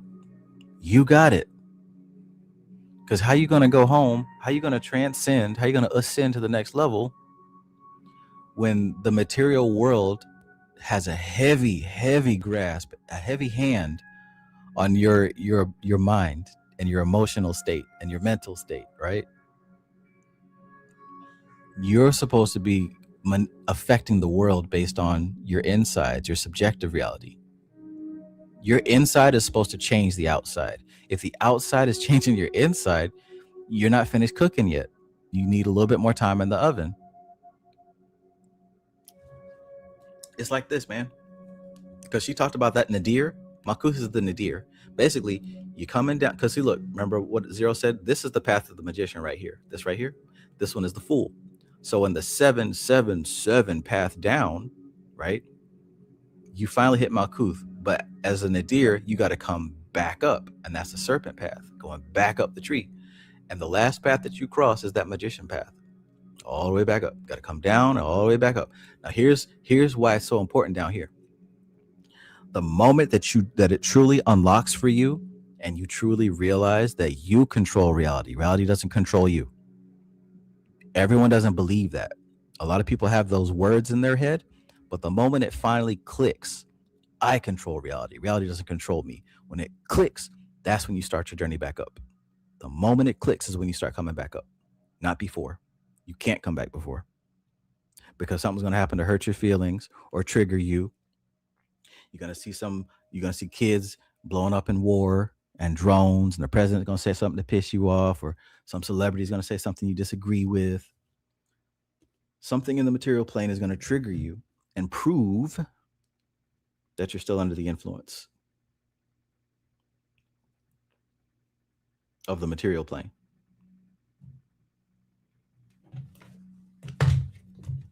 But the moment it finally clicks for you, I control reality. Reality does not control me.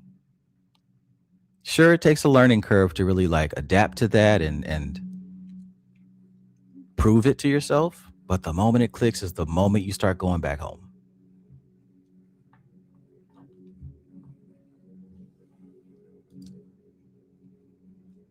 Got to drive that point home.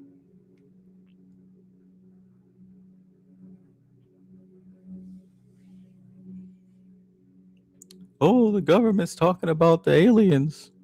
They've proved that aliens are here. Oh, the Epstein files. Release the files. This, that, and the third. There's always going to be something to prove that the external world forces you to feel. You got to flip that switch.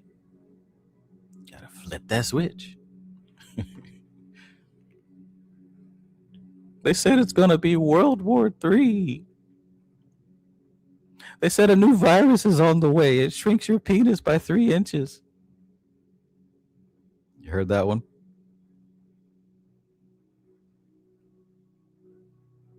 They said it's going to be another market collapse. Another Great Depression. Right? It's always going to be something. Let the people of Earth deal with that shit. That ain't got nothing to do with the mages. Nothing to do with whatever the hell you call yourself. I don't care. But if somebody who's on this path, look, stages in the great work, this is called the great work. If you're doing the great work, that shit should bounce off your chest, bounce off your sleeves.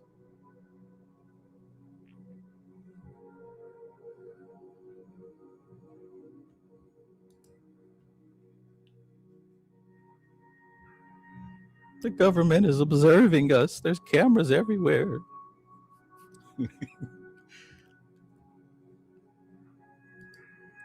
My man says, Oh, I see. Yeah, man. I heard some people worked up about that one, man. They were very scared of that one. Hey, man. Hey. They said this new virus will take away 2 or 3 inches, man. I bet you they'll wear a mask then. They'll wear a couple of masks. Hey, now that'll drive somebody to go get a vaccine, huh? fuck that, I gotta get my shot. Whoever came up with that psyop, they might need to stick with that one, because that'll get some people out to get some vaccines for sure.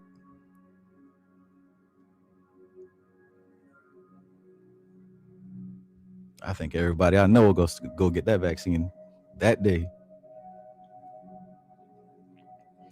Well, let's continue.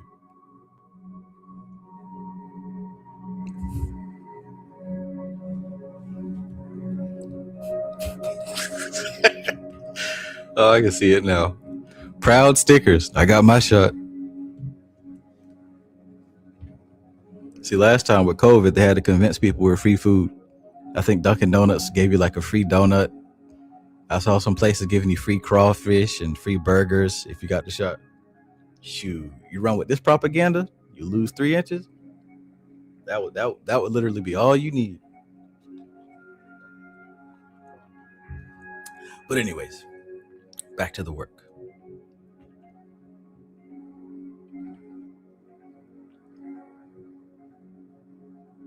If we consider the popular aspects of the psychic and the occult movements, and many of the modern variants of traditional Christianity as well, we shall see only too often that this tendency to shirk life's experience is cultivated as a remedy for suffering, and its exponents are regarded as saints and initiates.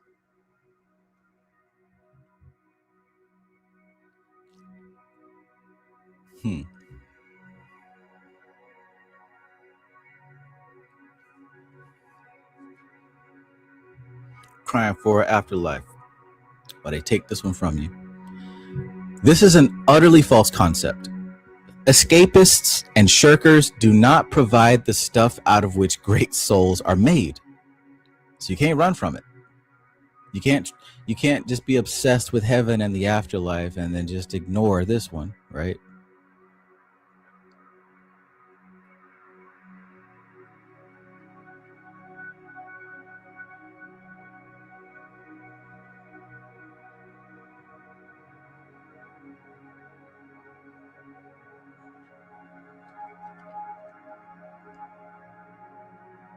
The exploitation of a shrinking sensitiveness is no basis for the heroic qualities. Such as these are the weaklings, not the great ones. So that's weakness, right? Weakness, just 100% focused on, leaving behind this world and going to the next one. And let's just abandon all care for the world. That's not what I'm saying here. I'm not saying just abandon all care for the world. What I'm saying is recognize that these other little topics and stuff, they are designed to do a specific thing to your mind and to your attention. It's designed for that. And furthermore, focusing on this work really it makes you unfit to be concerned with that bullshit, because it doesn't matter. Who gives a shit? Who gives a shit about a virus or a war when you know that none of this matters anyways? This is all an illusion. It's a very convincing illusion, but ultimately we're all destined for death. The physical body will die, every single person. So now that we got that out the way, what happens to my consciousness after that? What happens after that? That's my concern. Yeah, you still gotta eat. You still gotta eat. Still gotta pay bills. We know the shenanigans. In any case, the older religions are wiser in their experience and do not encourage escapism, but require works as well as faith for salvation. Faith without works is dead, right? Requires works as well as faith for salvation. The spurious mysticism receives a veneration to which a very cursory examination of the lives and works of its exponents show it to be unentitled. They are unprofitable servants of God. However loud may be their cries of Lord, Lord, their withdrawal into quietism means that they bear no burdens to save their own. And that's a shout out to the Bible story where Christ says, you will cry, Lord, Lord, and I will say that I have not known you. Basically, fake Christians who are loud about Jesus in public, but privately aren't Christians at all. They don't perform. They don't do the work. They just wear the title. He says that on that day that I return, they'll crowd for me, and I'll say, I don't know you. Sorry to this man. I've never seen this man a day in my life. It may be argued that the greatest of the Illuminati are withdrawn into solitude and practice the mystical contemplation that is beyond magic and psychism. This is true, but these can easily be distinguished from those others by the fact that they have passed through a phase of active work done in the world of men and have fulfilled the law of the mysteries, and that they have handed over to successors. They have themselves trained the burden that they have received from their predecessors. It is only such as these, with a record of work fulfilled and ripe experience achieved, who are entitled to withdraw into the lodge in the wilderness and lead the hermit life of mystical contemplation. And they go, not by their own choice, but when summoned. Look at what you said there, right? Even the greatest of the Illuminati are withdrawn into solitude, and they practice the mystical contemplation, right? We can even talk about, like I mentioned, the good Swami.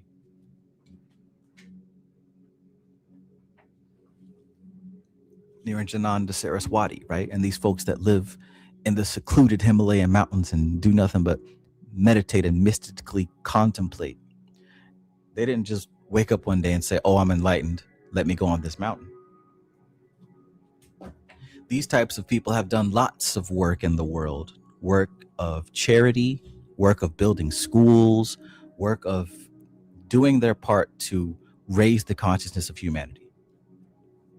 Once that work is completed, there's a certain level where they're called into solitude, and they train their predecessors. They pass the knowledge down to the next one, and then they move up into that mountain.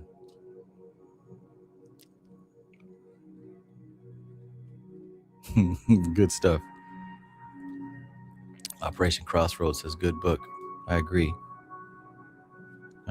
Nice profile picture.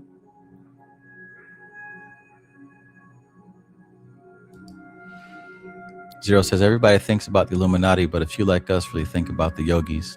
Yeah, that's what comes to mind to me when I hear Illuminati. I think of people like that. I don't think of like some old evil white man in a business suit like Mr. Burns controlling the end of the world or whatever. That's that fairy tale stuff. But anyways, even those people who are secluded up on a mountain somewhere, right? They've done the work in the world. They've done the work to uplift humanity in their own way. And then you move forward. You don't just skip that part and run away. There is work to be done. For those others whose task is to achieve the mastery of mind over matter, another type of training is necessary. And this is known in the East as Hatha Yoga, and is represented by the viewpoint of the Shakta philosophy, the divine power often expressed in the form of a goddess or mother of the universe.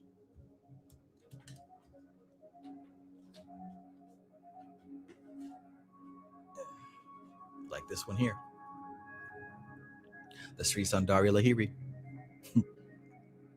the worship of the goddess.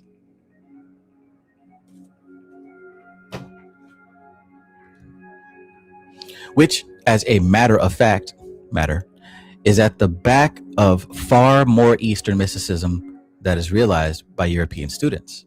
This cult represents the worship of God made manifest in nature, and has its analog in the method of the Kabbalah, which is developed on its practical side into a technique for dealing with the various types of manifesting force which go to build up the world of form. By the way, when we talk about God made manifest in nature, nature does not just mean the trees and the plants and shit. Nature means all of the material plane and the patterns therein.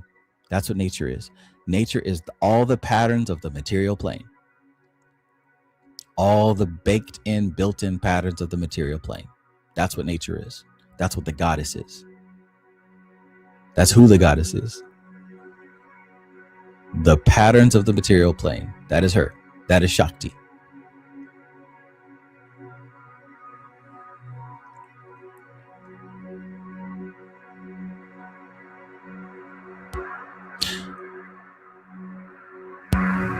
manifesting force which go to build up the world of form.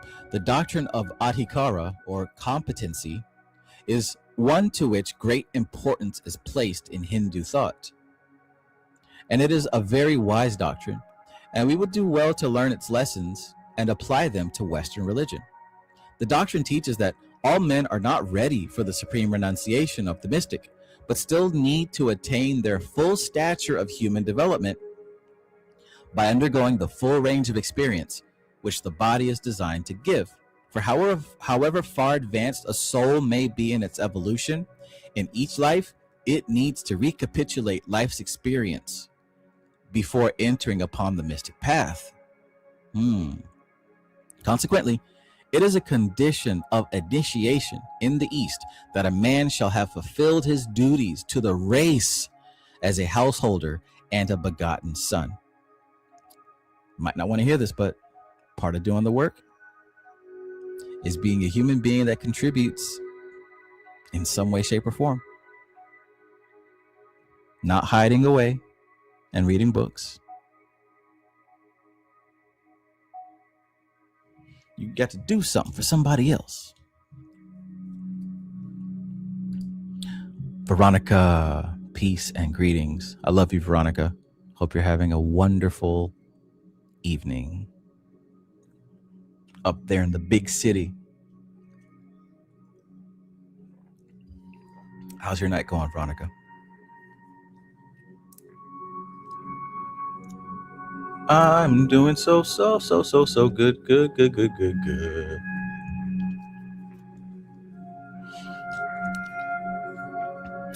There is great wisdom in this teaching, and we have only to consider the number of religious and psychic persons who can best be described by the vulgar epithet half-baked to see how wise it is, and how little good is to be obtained from a philosophy of escapism, which renounces that which it has failed to achieve.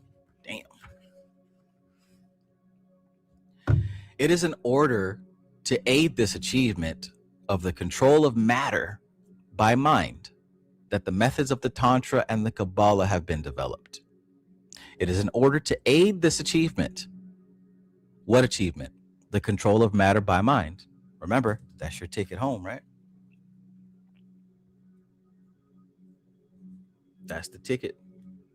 And you can only do so when you realize that matter does not control you. You control matter. It has to be realized, not just something that you say. It is in order to aid this achievement of the control of matter by mind that the methods of the Tantra and the Kabbalah have been developed. So that's what Tantra and Kabbalah is for. To help you control or help you undergo the achievement of controlling matter by mind.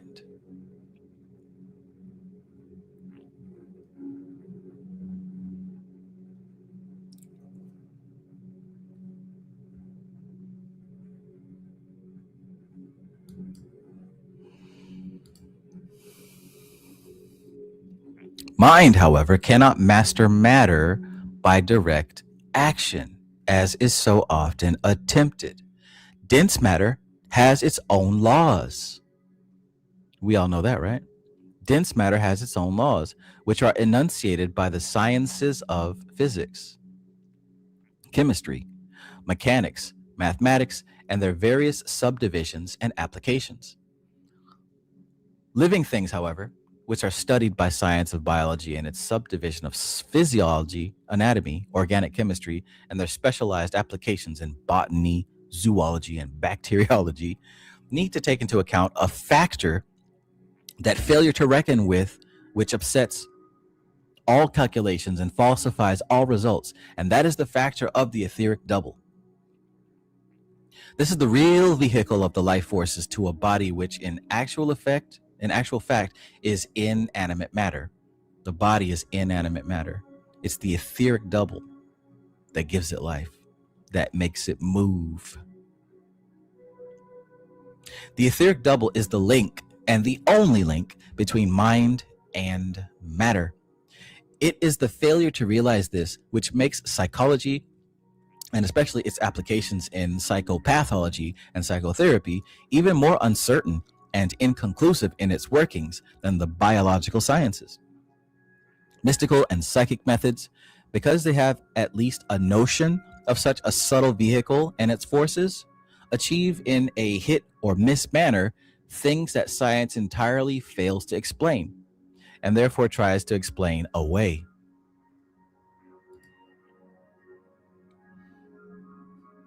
It is the occult initiate, and he alone, who has any real concept of the nature of this subtle aspect of the body and understands its relationship to the mind.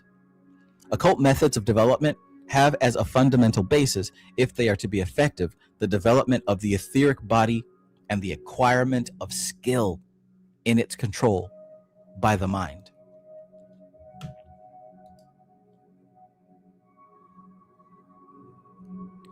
Until this is achieved, no one can hope to be effectual in the practical work of occultism. No one can fail to observe how many mystics and psychics are delicate and sickly or show unmistakable signs of mental stress and strain. Sheesh, boy. Whew, easy to get there. An occult initiate, on the other hand, is invariably a person of power and vitality. They live to a great age and retain their youthful appearance in a very remarkable manner. The mystic, in his withdrawal from life, tends to disorganize his etheric double by cutting off the flow of life force to the physical plane. This is especially marked when his withdrawal is premature from the point of view of evolutionary development, resulting in his doubling back to a higher plane on a primitive aspect, as already described.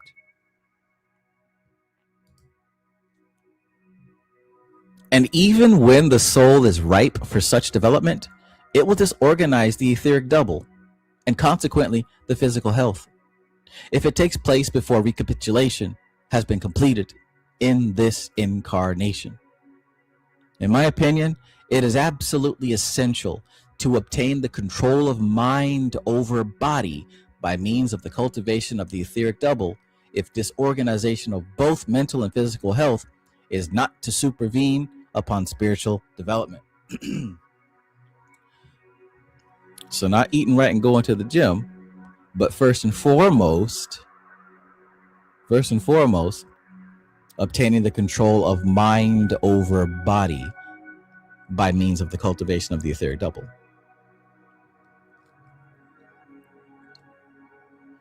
Once the etheric double is developed and the mind has become conscious of it and acquired control of it, the distribution of the vital and magnetic forces can be regulated as required and need not be allowed to become disorganized or unequally distributed among the levels. Cyclomancy, who read that book, right? Who took Brother Panic's cyclomancy course or my cyclomancy course? Who practiced the work of cyclomancy? You know that book is showing you how to grab a hold of your etheric body and use it, right? You know that's what cyclomancy is. And guess what? To another degree, that's what goetic magic is. But they don't hear me though. Once the etheric double is developed and the mind has become conscious of it and acquired control of it, the distribution of the vital and magnetic forces can be regulated as required and need not be allowed to become disorganized or unequally distributed among the levels. But if concentrated power is brought through in unregulated rushes, or vital force is withdrawn unduly and inconsiderately to higher levels, both mind and body go all to pieces. And orthodox medicine and psychiatry have no remedy to offer.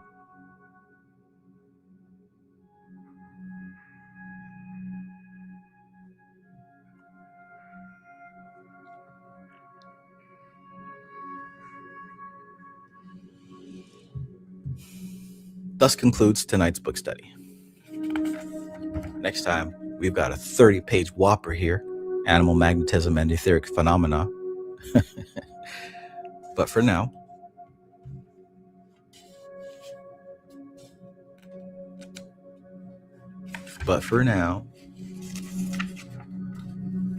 this was some good stuff, man. This was some really good stuff.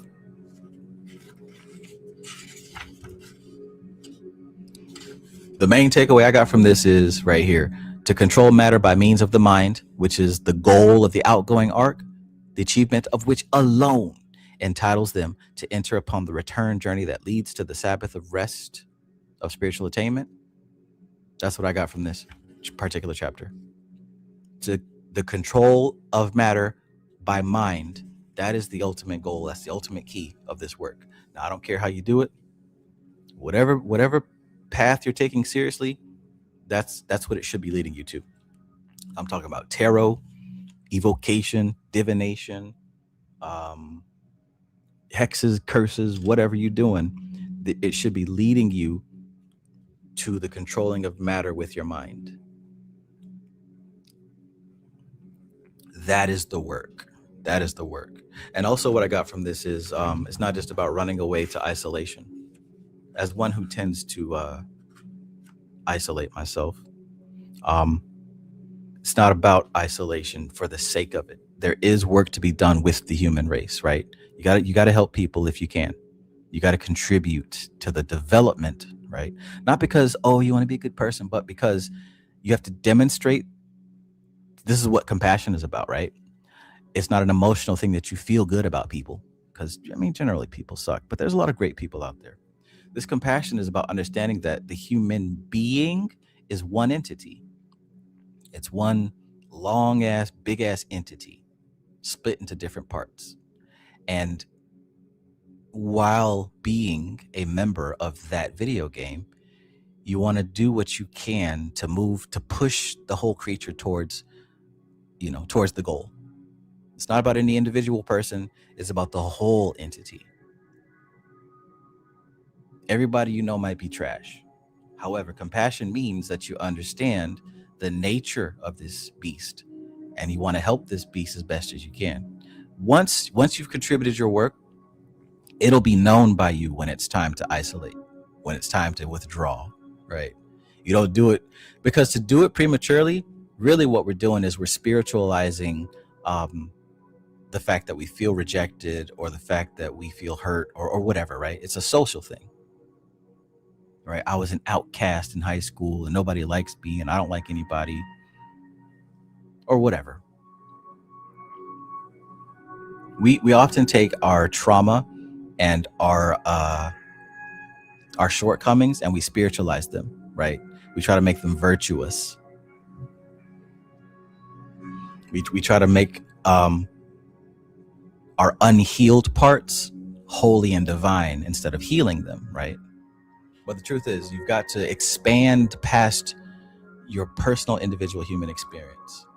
You have to do that on the inside, subjectively first, before you can do that objectively. Yeah, and like Mo Man said, you have to pass the game on. This, because like what was said at the beginning of the stream, like 2 chapters ago, most of the energy that you accumulate isn't even for you. It's not even for you. It is always passed on, whether it's just when you meet up with friends or co-workers or enemies or lovers or whatever. There's an exchange. Because, even on a very simple level, how many people like scroll social media for something to talk about? And then when you get with your people, you talk about what you gathered. That's what we do as human beings. We trade energy. I mean, hell, that's what my whole thing is. It's all about energy exchange.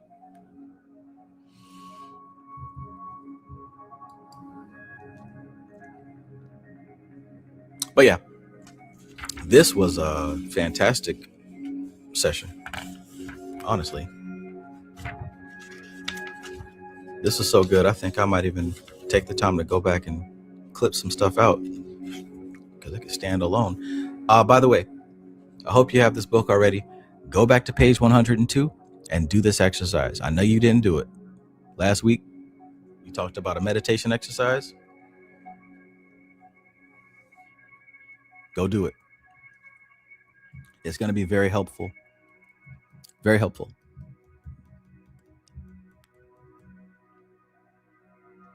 I did it and I immediately recognized what was happening there. Because you can look at a picture like this and you can assume, right? You can make an assumption and say, oh yeah, we've got a crown chakra and we got a root chakra underneath us. And that's all what, like, this is the type of shit I'm talking about. There's a lot of stuff that we know and we know the words, but we have no experience with. You've got to get an experience of channeling the energy from your crown chakra down through your other chakras all the way into the earth. You have to have an experience of doing that. It's not good enough to just know this picture and know the names of the chakras. You've got to have experience with them. So go back and do this exercise. Right? If you didn't do it, that is your homework. Framestar Films. Peace and greetings, Framestar Films. Good to see you. Hope you're doing well.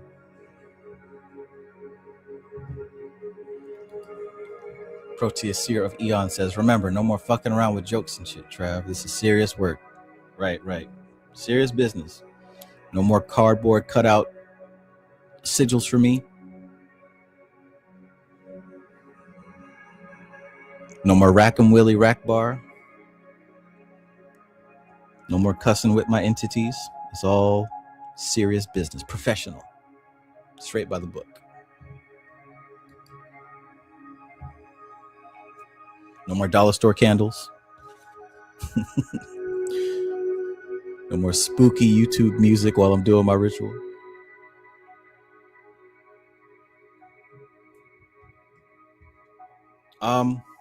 All right, that's it. And one more message, right? For those of you who are really doing this thing.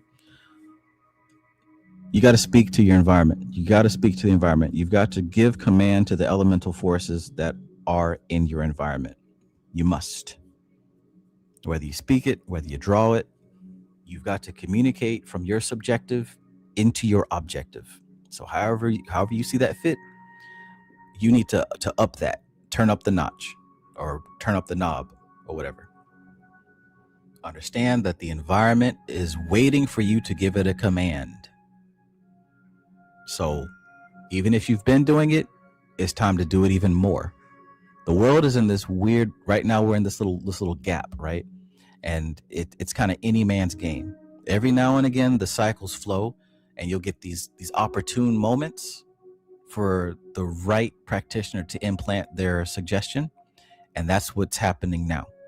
Go out there and start commanding reality. Don't think about it. Do it. More doing. More doing.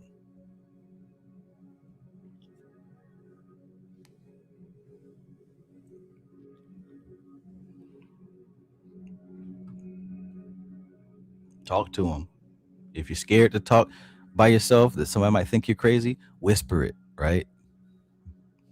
Go out into the backyard, talk to the grass or something.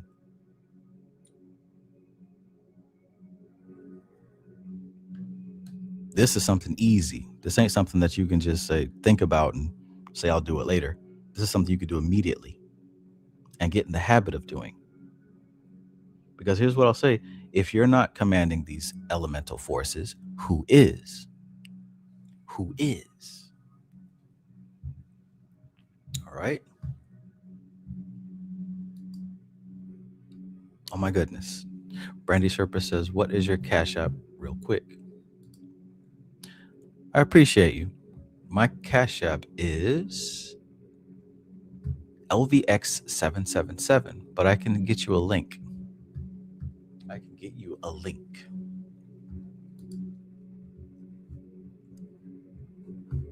I usually have it in my my posts, but yeah.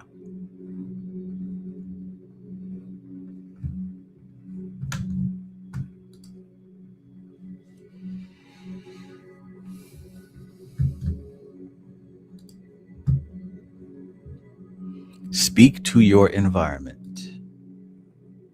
Command, right? Not just speak, but command, right? And what that also means is be mindful of what you say. because also the negative, stupid shit that you command is a command.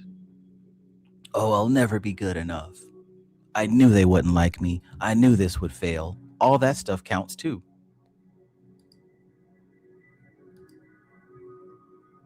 When those thoughts arise, don't let them escape your lips.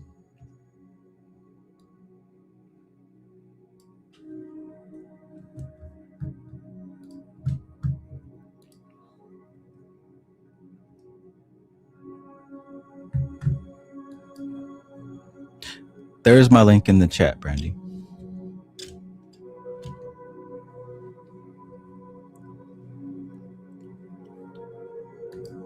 Mothra says, I've been talking to my elementals before I even knew what the fuck I was doing.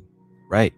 In fact, any spirit that you're working with, 9 times out of 10, you're delivering the communication to the elementals. And if the connection is made properly, the elementals pass it along the chain of command. So everything you're doing is communicating to the elementals. What I'm suggesting is take control of it. Take conscious, authoritative control over this process.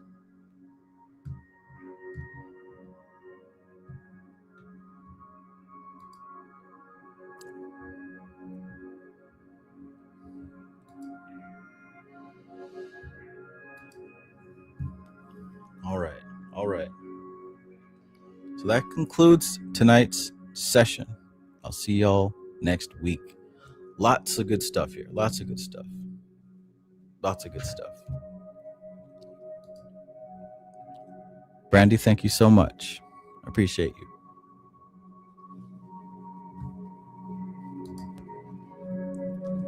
And Elder Dice says, may the force be with you. May the force and form be with you.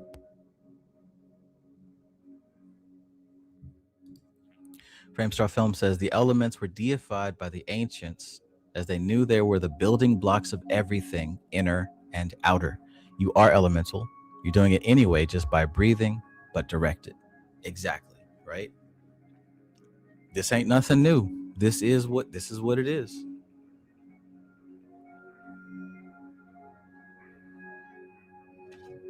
All of these cosmic forces, these earthly forces, are combinations of elementals.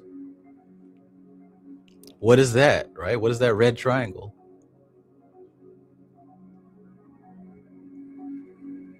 Fire, Sagittarius, fire sign. All right, everybody, that's enough. I've got to go cook some dinner for my son. Have a great evening. Great evening. Oracle Messenger, peace, peace. My favorite channel in the world. I appreciate that. Really. I remember once upon a time, I only had like 5 viewers. 5 viewers. Maybe once in a while I get a comment. So yeah, I truly appreciate all of you. Thank you for being here.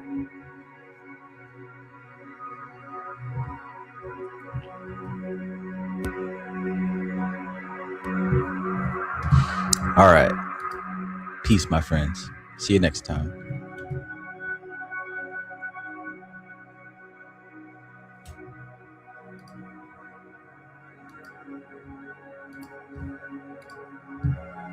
This is TK Trav, aka Travis Magus, here with LVX 777. I love you. Peace.